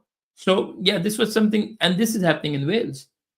So for you to even think that this is actually happening, where they have these white kids put in there, and I actually commented on this, and somebody said to me, some white person said to me, oh well, we don't mind if they are doing it to our kids. I want my Wow. kids to learn. Exactly. And I said that, wow. And I said, not only wow, I said that is your problem, right? I don't care how you raise your kids, but I definitely care how my kids are being raised. So if you are going to tell me that you don't care, guess what? That is your problem. And that is the problem that we are seeing in the UK being a Christian country. Majority of the Christians either have lost their values, right? Either they have forgotten the British culture, and they are so easy and relaxed, so everything is fine. And that is the reason why we have all these brainwashed lunatics running around doing whatever they want to do on the street. And the moment now the white people are saying, oh, you know what, hang on, yeah, we have given you a little bit of freedom, but we feel like you've taken advantage of us, and I think we need to stop. The moment now the white people are doing this, you can see the new legislation is coming against the white people. There is so much racism towards the white people. It is unbelievable. So yeah, a lot of people do go around and say, oh, we don't mind. No, but I mind. I don't care if you mind or not, I mind. So you're Yeah, not gonna brainwash my kid in the name of that you don't mind. I mind, and guess what? I am a Muslim. I don't want this. So it's exactly. crazy. And I actually saw somebody tweet and comment under that tweet, and I was like, wow, that's a very good point. They mentioned that, had it not been this hijab, which is, just to kind of placate Muslims and show that there's some level of indoctrination happening here in Yeah, schools, because you shouldn't be doing this to young little girls in school anyway. It's ridiculous. There's so many other ways to teach anti-racism if you're so hell-bent on doing so than making them adorn this ridiculous garb from the 7th century that is genuinely a tool of oppression. But anyway, that aside, there would be usually in a situation like this, there would be such a big outcry, let's say, of cultural appropriation normally. yeah, But because it's now having these hijabs being put on these little girls, it's just like, actually, we can sit and applaud this that's happening. But in any other situation, it would be like, oh, take that off. You're appropriating our culture. And I don't even mean to say culture, but people conflate culture and religion when it comes to Islam. But yeah, you're appropriating our religion, let's say. You don't see people trying on, other kind of things that, like the habit that nuns wear, as you said, or anything else. So there's that. But then there's also coming out of, I'm sure this is happening in Wales as well, but coming out of schools here in England, I hear that there are some actual schools when they teach religious education, the Muslims are allowed to step out of that class because they use the card that their religion doesn't even let them learn about other religions. So they can step out, yeah. and then the other students have to learn all about Islam Correct. and why they should bend over backwards to learn about why they should respect Islam. And so can you see the special pleading that obviously is creeping in at all levels, where you can put hijabs on little girls, you can force people to learn about Islam, the Muslims don't have to learn about any other religion. It's just not a level playing field. And that's Exactly. what really kind of irks me and gets under my skin, is because Islam has been getting these special privileges for such a long time now. And there's even an advert I saw for Wales, and I think it was to promote immigration to Wales. And the Yes. entire advert consisted of showing Little school-aged kid. girls. Yeah. Yeah, Yes. literally You've seen. school-aged girls showing why Wales is such a welcoming nation. And I was Mm. like, are you kidding me? This is what you're kind of showing to these young working, fighting age men, and Yeah. working age men, because they don't really come here and work either. Yeah. No, they don't know. And this is their first point of contact into why this nation is going to be so welcoming for you. It just seems insanely twisted It and is. very naive on the part of the Welsh people. See, and I think that is the problem that I see in Wales. When I was moving to Wales back in 2019, I never thought that I will see anything like this, because I used to think of Wales is away from everything. It's in the valleys, it's in the mountains. You won't see these things. But unfortunately, what I have seen in Wales, it is, I would say, this is the most dangerous place to be if you are, like you said, if you're an ex-Muslim like yourself. Cities like Cardiff, the most dangerous city. Even I can't go to Cardiff anymore, because I have been Wow. told somebody, and this was the thing. So in Swansea, it is good. It is, everything is good. But I used to go to Cardiff for shopping, and somebody from the mosque, like I said, there are some good people there as well. They are like me. They keep their religion to themselves, and they don't like to get involved with everything. But I say to those people as well, if unless you're raising your voice against them, that means, what do you want me to think? I don't know. But it was good. One guy was good enough, and I think I did a live with somebody, and I said, "Oh, I'm gonna go to Cardiff, and I'm gonna do this." I literally had a phone call, and that guy said to me, "Do not go to Cardiff.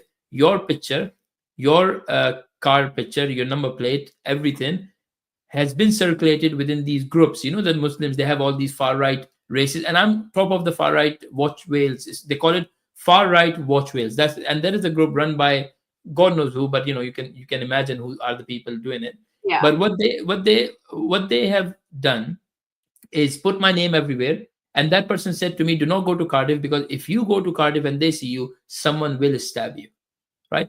And this is a threat that I've gotten way before, because when I used to talk on a very lower level, like when I never used to do the YouTube and everything, I will be in the mosque and I will hear somebody say something and I will try to challenge them, and I'll tell them, this is not okay. So somebody from the mosque then who doesn't like me, he came to me and he said to me, "Look, the way you speak, you need to stop." And I say, "Why? This is my opinion. We live in a free country. You got your opinions and I've got mine. My opinion are not as much good as much as in yours. So, it's the same. We are in the same boat."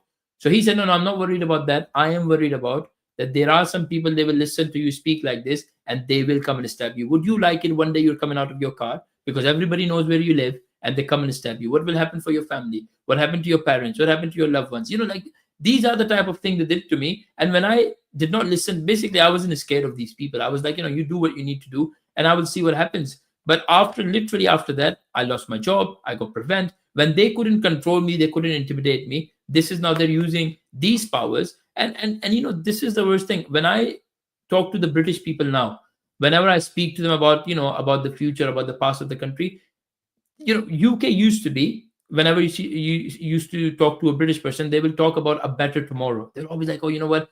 We are working and thriving towards a better tomorrow, a good future, a bright future." Now, when you speak to them, all they can talk about the light in the past, about what has happened in the past. "Oh my God, we love what happened 5 years ago. We love what used to happen 10 years ago." Because the people are so scared of the future, because people are, like you said, we are living in a really, really bad dream. There are people who are just sitting there and they're hoping that we can just wake up from it and everything just can go back to normal, where we are free to do what we want to do. We are free to say what we want to say. And, you won't be worried about police turning up to your house. This is, this is like, it is the most dangerous thing that is happening right now in the country, and it is more dangerous to the white people. And I have been asked by many people, and I will say to you, because I know a lot of people have asked me this: "Oh, why do you do it? You're not British, you're not from here, you're not born in the country, you are brown Pakistani. Why don't you just pack up and leave?" Like, I say to everybody, if you hate the country, pack up and leave. So to those people, I say a few things. One of them, I feel like people telling me, "Oh, why don't you leave the country?" is I think like it's like a test of my loyalty. And when I talk about loyalty, is my education is from the country. My bachelor's, my master's, everything that I own today, it is given to me by the country from the hard work that I've done, which I always believed in. That if you work hard and you work good enough and you are capable of the job that you are doing, you can do wonders, which I have done in the last 4 or 5 years. I've got some of the most amazing things that I own it, and it's like I said, it's all given to me by this country. So and that has only happened when the people of the country, and I'm talking about the white British, because being in university and when working, I was working with a lot of white people, and a lot of these white people used to be very kind to me. Every time I had a problem, I needed anything, they will always help me. They will always ask me questions. They will always guide me what I need to do, and the guidance from these white people was always the good one. And when you go and talk about your own community, and I needed guidance in the beginning, and I was so scared going to the white people, my friends, because I used to think, "Oh, they're racist. They're not going to help me. They're going to make fun of me." But you go to imagine you go to some of your family members, they are already been in the UK from the last 50, 60 years. You ask them anything, the first thing that comes out of their mouth is something dodgy. You talk about something, they'll be like, "I'll do this or do that. It's easier that way." So, and I say, thank God for my character and the moral values that I hold. And I've been holding it from a very long time, that I never listened to them. And I thought, what they are saying to me not only jeopardized my future, but it also put me in a place where I want to talk about the corruption, the negativity. I can't talk about if I've committed those crimes myself. On what basis do I talk about it? Like I said, I'm a man who lead by example. And like I said, I've got very high standard. I've got a very high morality that I follow. So because of my standards and because of my moral values, I thought I'd ask these white people. And like I said, look, when they have helped me with everything, 8 years old, yes, you are right. Yes, a lot of people are right. Why don't I leave? I can go to Saudi Arabia, find myself a job, and live there a happy, easy life. But I think that is me betraying the white people who have actually helped me. You know why? Because they can't leave. It could be because of anything, money. It could be because of monetary reason, financial reason. They couldn't leave because they are in an age. They're in their 50s, in the 60s. I got neighbors who are elderlies. But I also, can't like, expect. why should they? This is their home. Exactly. So no, and that's what I'm saying. And see, this is the reason why I say I want to stay here and fight. You know what, Nuri? I think you're the person amongst quite a few other people. You know the extent of what I have lost. So, to Yeah. even say that I have lost a few things, it's an understatement. I have basically lost everything. Mm-hmm. And why? Because I had an opinion. I'm not a hostile person. Like I said, 37 years old I am. I never ever had any criminal record. I don't have as much as a speeding ticket. Like, I like to abide by the rules to the T. This is how much I follow the rules. So yes, when people say, why don't you leave? Like I said, it is a test of my loyalty. It is the test of my patriotism to this country. I do believe, and I will still believe, that I am a patriot to the country, and I always will be. So yeah, in that case, I would like to stay here, and especially from the 1st of April, when the white people will be the most vulnerable people, especially if there were to be a crime, committed, either they've said something, they will be treated more harshly than people like me, because I am Muslim, I am an ethnic minority. Well, not a minority, but I come from those places where they will be given us a little less harsher punishment than the white people. So for that, yeah, I would like to stay here, and I would like to fight the fight. But I want to start off by saying that the justice system should be equal to everybody, regardless of your race, religion, or anything. And especially if you come to this country, right? Either you come on a boat, or I say keep saying boat, either you come on a dinghy or you come on a plane. There are rules to be followed, and if you can't follow them, just go. And I'm talking about myself. The day I commit a crime in this country, I become a criminal. I would not expect any special treatment, and I would expect the government to tell me, you know what, you have committed a crime, we want you to leave, and I will leave. I will literally leave. But that's the thing, that is not me. I'm not here to commit crimes. I'm not here to tell people, oh, you need to follow my ways or my rules. No, I knew full well this is a Christian country. I knew full well the values and the culture and the British rules that you need to follow, and I'm following that. And I think that is my crime. That has become my crime now with some of the communities. They see me as a threat, even though, like I said, I'm not a hostile person. I've never been into any fights or anything. But because of what I say, and because what I say makes sense, they just can't let me open my mouth anymore. They hate it. So yeah, this is where I am. Yeah, I honestly, like you said, I know the extent of what you've gone through and what you've lost just for speaking your mind, and like it boils my blood to the core. And I just think you are, in general, like an upstanding human being, but an upstanding citizen as well, like of this country.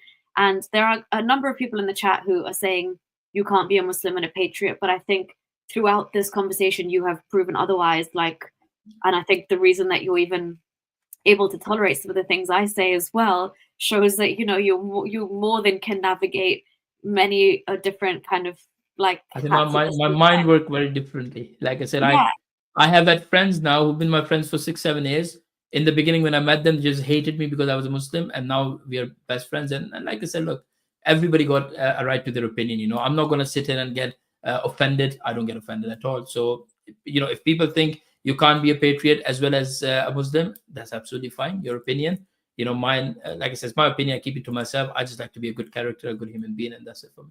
And I think that's it's plainly obvious for people to see, and when they hear this conversation, whenever they decide to listen to you, I think that is the takeaway that they would go away with. I mean, I can't project my opinion on my feelings or onto anyone else, but that is genuinely what I think, knowing you for a while now and speaking to you.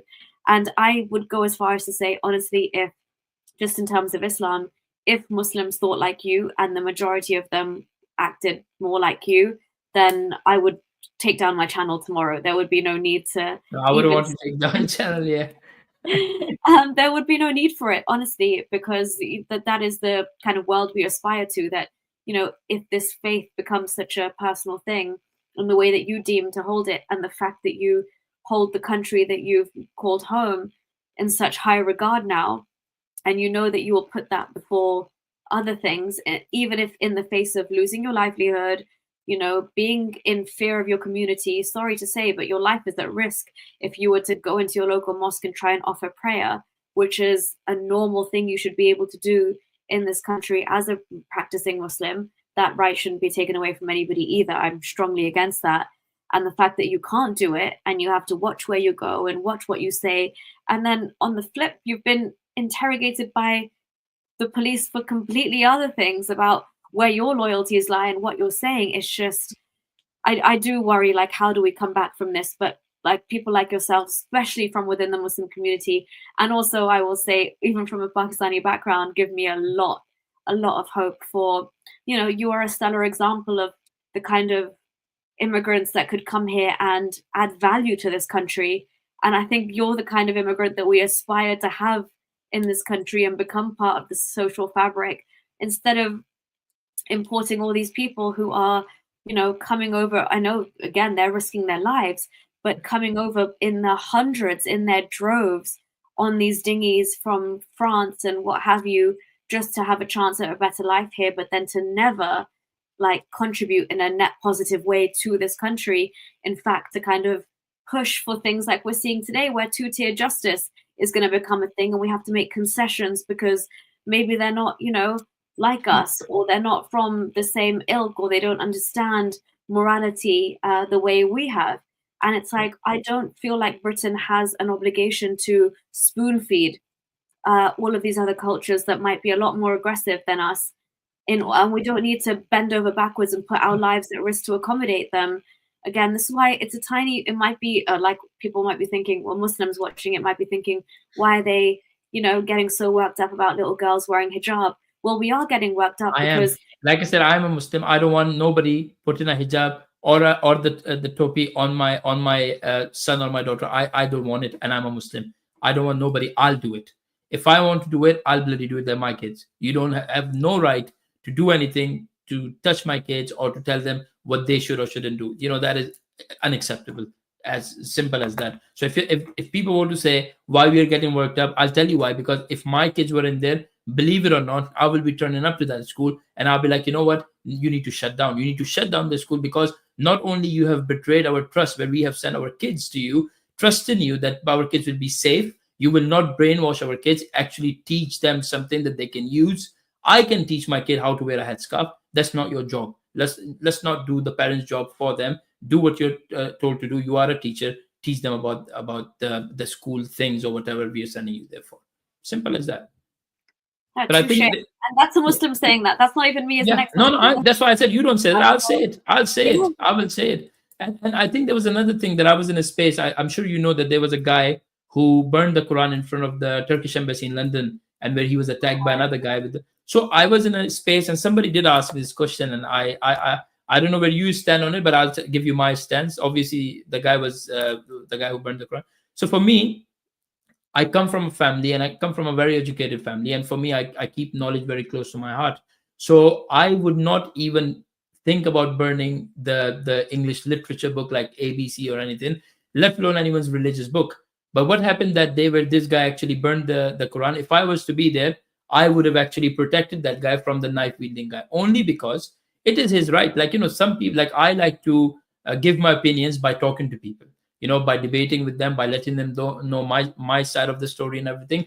And then you have the people who like to be hostile. Hostility is never acceptable, especially when we live in the UK, where you have freedom of expression, which means you can express your views in the way you want to view. So if he was burning the Quran, did it offend me? Not at all. Would I do it? I wouldn't do it. But if he's doing, I'll tell him, full well, please do it. It's not against the law. You can do it. But if I would have seen that guy running up to him with a knife, I 100% would have protected the guy, the one who was burning the Quran, from the knife wielding guy. 100%. There is no question about it.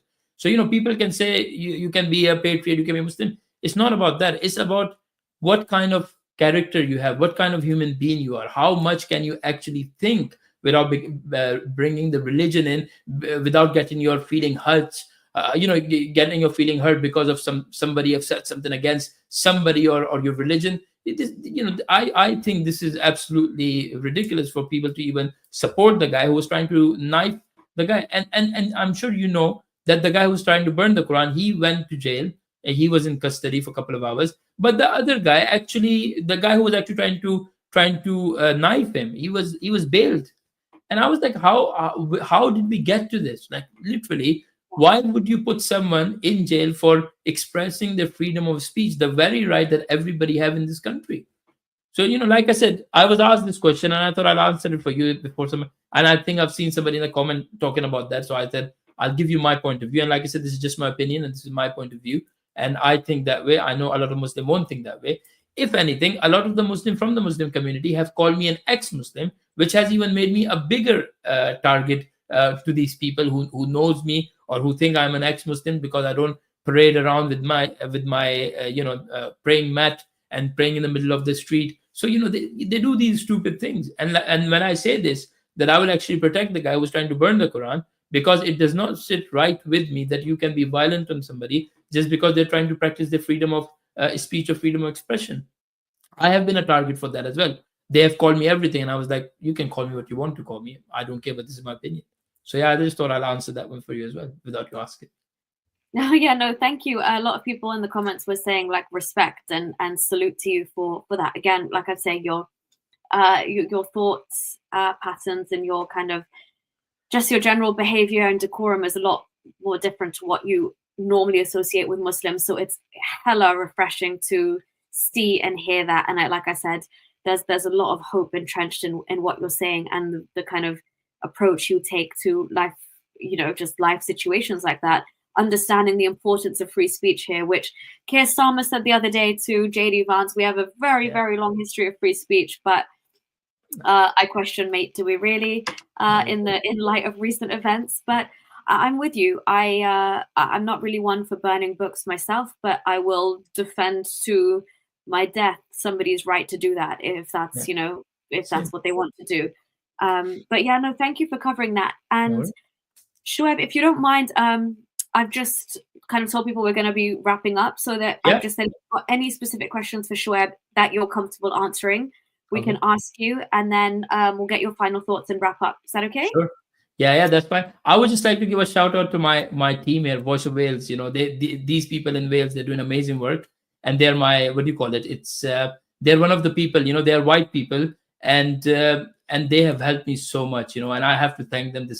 It's Voice of Wales, Dan, Steph, and Stan, and everybody else. And these guys have been amazing. I've got like Richard Inman, Paul Thorpe.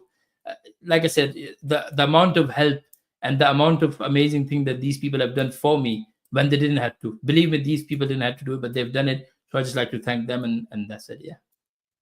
Oh, well, I'd like to also extend my gratitude towards them as well for helping you. I saw that video as well when they sat down and spoke to you when everything was kind of kicking off in Wales. Yes. So yeah, they have helped me so much. You won't believe it. Voice of Wales have put their everything around me. They literally dropped everything. They put everything around me. And like I said, the way they have helped me in such a small period that I've known them for the last 6-7 months now, my God, I cannot even begin to thank them. Like literally, it's just beyond me thanking them. Like they have been there for me. Like when my own community trying to put me in jail, trying to put me through this hell that I'm going through right now. It is these people, the so-called far right people. I'm sure Paul Thorpe and Richard Inman and these guys. You must have heard about them. Again, these people don't need to help me. These people don't owe me anything. I don't owe them anything. But for them to go above and beyond and do what they did, it just literally squashed the when the people say, oh, the far right racists. Where are the racists? For me, the biggest racism that I've endured from is from the Muslim community. The biggest racism that I have from are the Muslim community, are the Muslim people. So I don't know what they're talking about, the white people. I've got no threat from the white people. The biggest threat that I've got is from the Muslim community. So I don't understand why they keep talking about the white people, the far right racists, this and that. I think they need to start looking at themselves. That's it. Yeah, no, I'm with you there. And I just, before we get onto a couple of the questions and wrap up, I just want to comment on that because a lot of the time I hear from South Asians like ourselves and basically non-white people, brown people, black people, that racism is like this.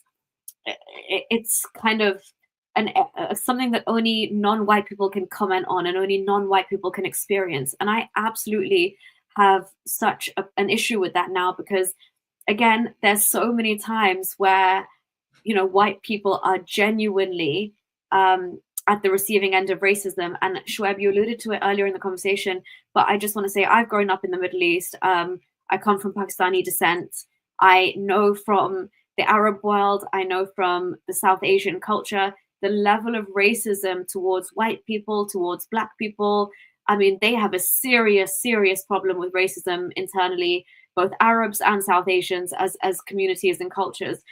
For them to kind of hold up the mirror and try and call white people racist is so beyond the pale to me, because they are some of the biggest racist perpetrators that you can come across, especially if you get privy to their inner conversations and you hear what they say behind closed doors, and some of the kind of casual jokes and the words that they have for people of these races. It honestly is enough to make you kind of sick and leave a really bad taste in your mouth.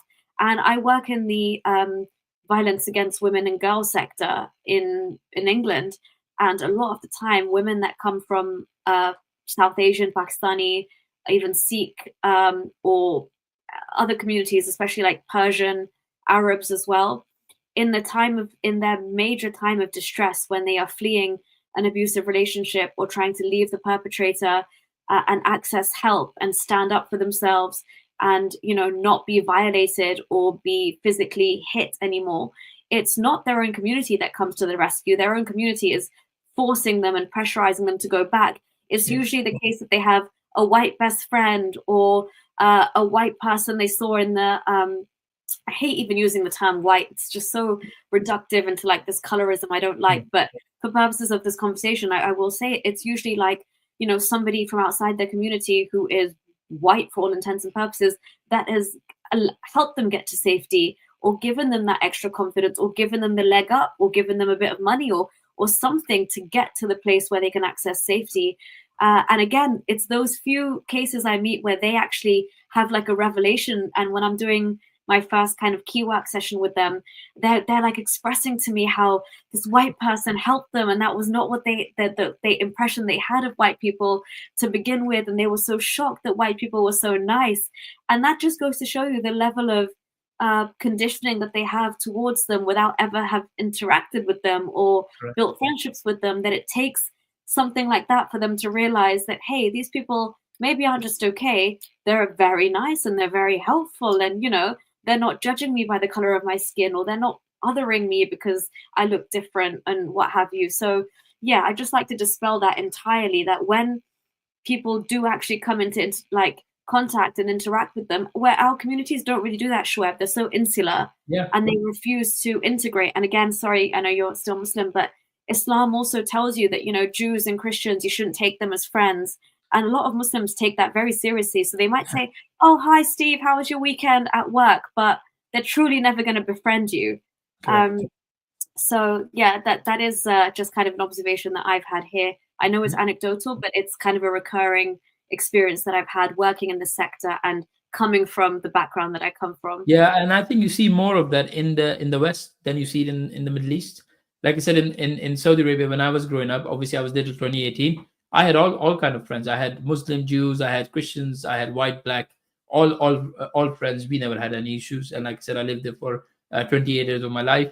It's only when I came to the UK, you're absolutely right. Yes, they take a lot of the negative thing very, very seriously, where they will be fake and lying to the Christians, like you just said, hey Mark, hey Steve, hey this and that. Behind their back, they'll be like, yeah, we don't want nothing to do with them. So yeah, that is very true. And like I said, I have seen that, but I have only seen it in the UK. And I think that is even the majority of the reason why I do try to raise my voice against these kind of behavior, because I don't agree with it. Second, look, I like to see people and I like to judge people from their character, what kind of human being they are. And for me, that is it. I don't care what they do in their personal time, which church they go to on a Sunday, or what they eat. They eat bacon or not. That's none of my business. so yeah, as long as they are of a good character, they are a good human being. That for me, that is it. Nothing else matters to me at all. Touche, Shoaib. Well said. Yeah.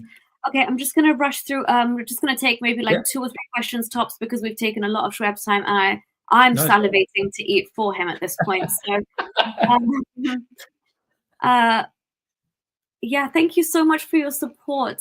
Sorry if I butcher your name, Uriel or Uriel. Sorry if I said that wrong. But I think the point of this comment was just to say, when you go against Islam, basically in everything that you say and act, and you're Muslim in name only. But I think it was just a comment. So you don't really need to. Oh well, I guess this is again, Shoaib. Any comments that are kind of that you don't want to answer or don't feel comfortable, and for your safety is paramount. So let's bear that in yeah. mind. But there's a question here from B.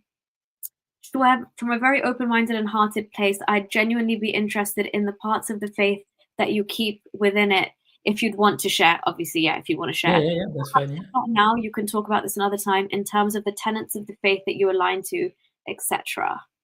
Did you want to All comment right. on that? Yeah, of course I do. But I'm just trying to see what generally interested in the parts of the faith that you keep. Oh, so what are the things that I keep to myself? Is that Oh what no, they're asking? I think the question is more to do with what about Islam keep you within Islam? What parts of the faith Oh, right. make you Okay. attracted Okay. to stay in it? Yeah, I think for me growing up as well, and it could be me being naive, but as when I was growing up in Saudi Arabia, the only thing that I was taught in, well, like I said, I went to very good schools. Everything that I was taught about religion, and again, it does a lot of things comes from the home schooling as well. Like, when you see your parents, the way they behave, the type of religion that they follow and what they do. I have seen a lot of positive things. Like I said, when I was coming to the UK for the very first time as a student, obviously I used to come here on holidays in 1992, 93. But in 2008, when I was coming to the UK the very first time as a student to do my bachelor's, there were a lot of Asians. They were there, and they have never been to the UK, but they were telling me how racist the white people are, how racist they will be towards me because I'm a Pakistani. I've got an accent and everything. So I think it was my father who said to me when everybody left, he said to me, "Look, I don't want you to listen to these people. I want you to go to the UK and I want you to judge these people on your own accord. Like, you need to give them a chance. You cannot make up your mind from here and you go there and you be like, yeah, you know what? I'm not going to give them a chance." So I think for me, where, the thing that you just said as well, that people say that you cannot be friends with the Jewish and the Christians. I always have had friends, even till today. As I was growing up, we had engineers who are from Italy, who are from Germany, who used to come to Saudi Arabia, who used to visit us, who used to live with us. And like I said, 38 years on, 37 years on, I still know them. So and they are not Muslims. Yeah, if it was something to do with, or we pretending to like them, I'm sure in 4, 5, 6 years when we were done with them, we didn't require their service. So with that we wouldn't, how do you say, we wouldn't be friends with them. But like I said, even till today, not only they are our friends, I call them my uncles. Like I said, they're from Italy and from Germany. They're not Muslim, but this is what it is. So for me, talking about the faith is, I grew up in a very, very positive environment, and unfortunately in the West, I feel like it's all negative. It's all like, oh, we need to take over the world, we need to take over as this. To be honest, for me, I don't want to take over anything. I want to have my nice things, I want to have my nice house, my nice car. And for me, that is it. A nice job, as long as I can live happily. I've done that for 37 years. I honestly don't think I have the willpower or anything to change myself in a way that I'll be like, I'm going to take over the world. I honestly, yeah. So for me, that is my faith, and this is how, like I said, because it's so positive that I grew up in. Even though to say this as well, I am the one who have endured one of the most biggest crimes against kids. Like I said, when I was kid, I was sexually harassed for 4 years. I don't see anybody who have been through that and come out and say these things the way I say it. So still, I hold on to the positive things while I do acknowledge the negative. And I think that is the thing. I do see the positive and negative. I'm not one of those people who have something wrong is done to me in the name of religion, and I'm like, and I'm sure a lot of people like that. Many bad things have happened to them in the name of religion, and guess what? They said, "Oh, it's okay. It's in the name of religion. I have to do it because I'm a Muslim." No, like, you will see girls who don't want their husband getting married, having the second or the third or the fourth wife, but they will do it in the name of religion. Oh, I hate it. I don't want my husband going anywhere else, but guess what? I'll do it for the name of religion. I wouldn't do that. I would never do that. I would never go and be like, "Oh, I need to have 4 wives," even because I can. And I know a lot of the converts see that and they're like, "Oh my God, we can have 4 wives." Oh yeah. And I know a lot of the convert who are actually married, and they got all 4 wives. Like I said, I come from the religion. My father is not married to 4 women. And I will never ever would want to do that either. So yeah, you can pick and choose. Obviously, I know a lot of people say, "Oh, that's not religion." And that is the reason why I keep my religion private to me, because yes, I do a lot of picking and choosing, and I do speak against a lot of things. People can come with the religion and they can say, oh yeah, we do this in the name of religion. I'll tell them no.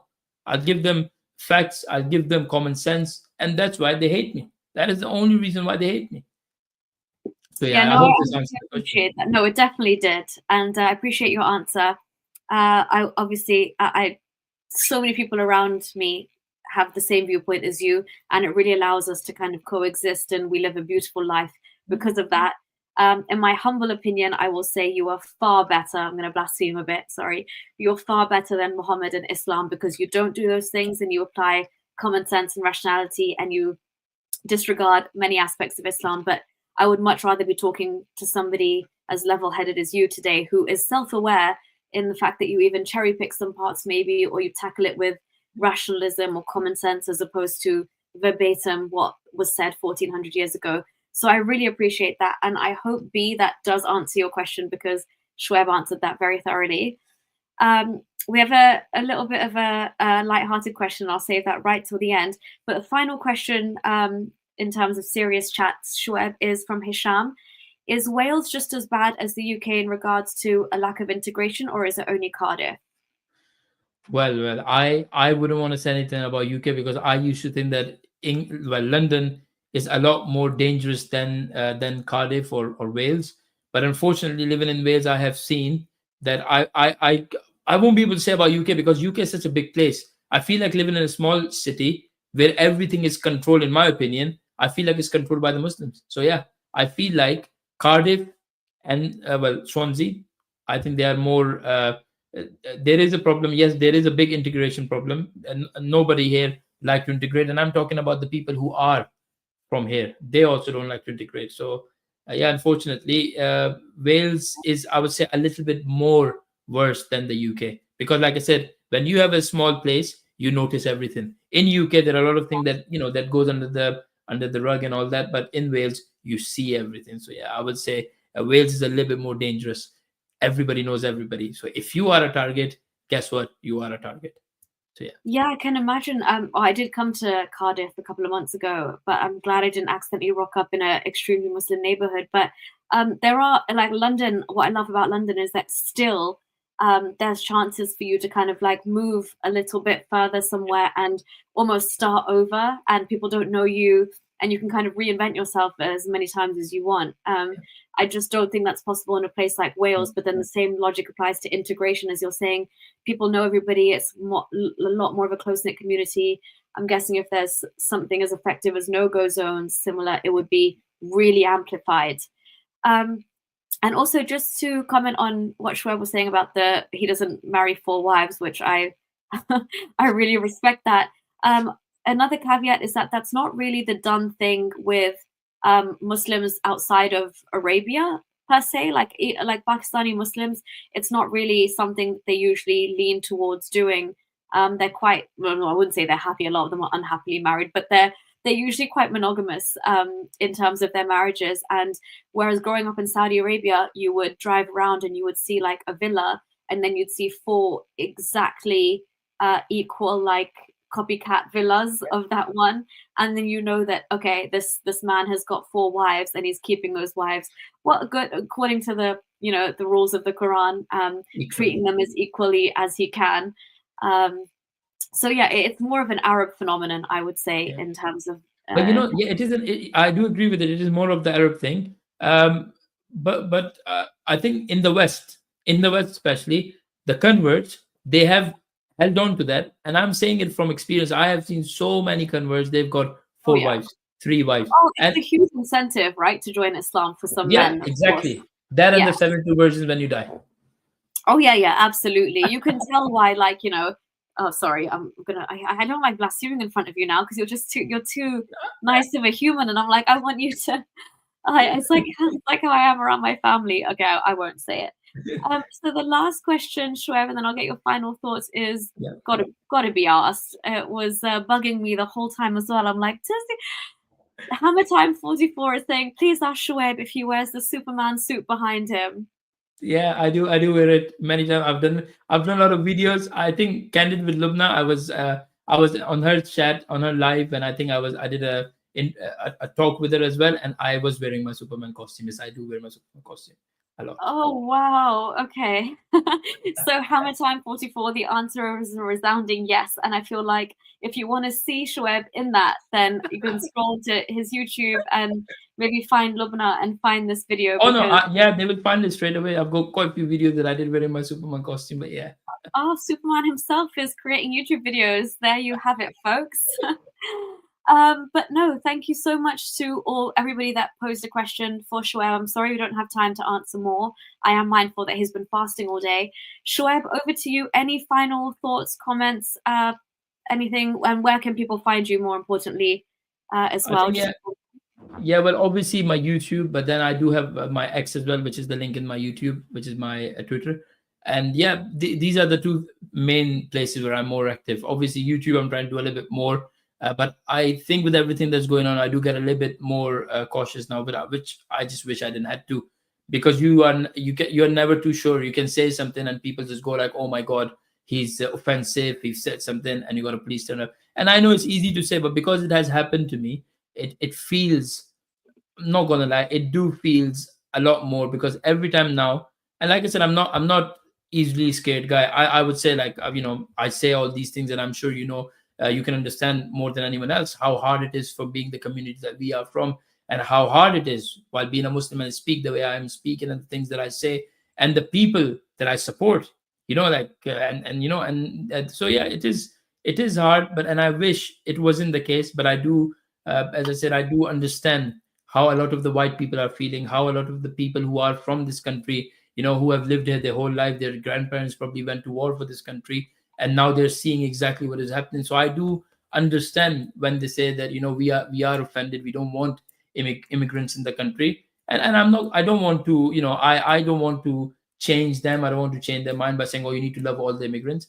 But I would say, you need to give a chance to the people that you believe in. Like, you don't need to be there, and you need to be like, oh, you know what, yes, we want all the immigration. And if people don't want immigrants in the country, again, it is their right. After what has happened in the last 6 years, the rapid speed, everything has changed since last year. I am angry. Even I am angry, and I feel like I came here and I paid £4,000 to the Home Office, while I've got people turning up in dinghies and they're coming in for free, and they get everything. If anything, they get more rights than I get. I'm not even entitled to any benefits, and I lost my job and everything. So I feel like working hard in this country, obviously before it was you work hard, you get the rewards, and that's it. But now, if you work hard in this country, I feel like they are coming after you. They don't want you to be a patriot to this country. So I would say to anybody who's watching, and obviously who's white and who is from the country, I will say that, I will stand shoulder to shoulder right next to these people, and I will fight the fight that we'll fight, and we try to be as legal as we can, because these days you have to make it very clear that we're going to fight the legal fight. We're not going to turn up and do stupid things. So yeah, I just want to. So yeah, I think this is my message to for anybody who's scared, who's worried. I am going through it. I have been through it, and Maria, of course, you know it firsthand. I am still going through a lot of things right now. Obviously, I wouldn't want to discuss that just yet. I will hopefully somewhere in the future, when I will be allowed to discuss and share it with everybody. But once everybody know exactly, and the level of the things that is happening to me, being an immigrant and just being a patriot to the country, I'm sure people will be shocked once, hopefully once everything gets cleared out and I can release it to the people to see, for the public to see. So it is very upsetting to be where we are today in the UK. Like I said, I love this country. I love the people more than anything. So yeah, this is literally, this is it. This is all for me right now. No, thank you, and very well said.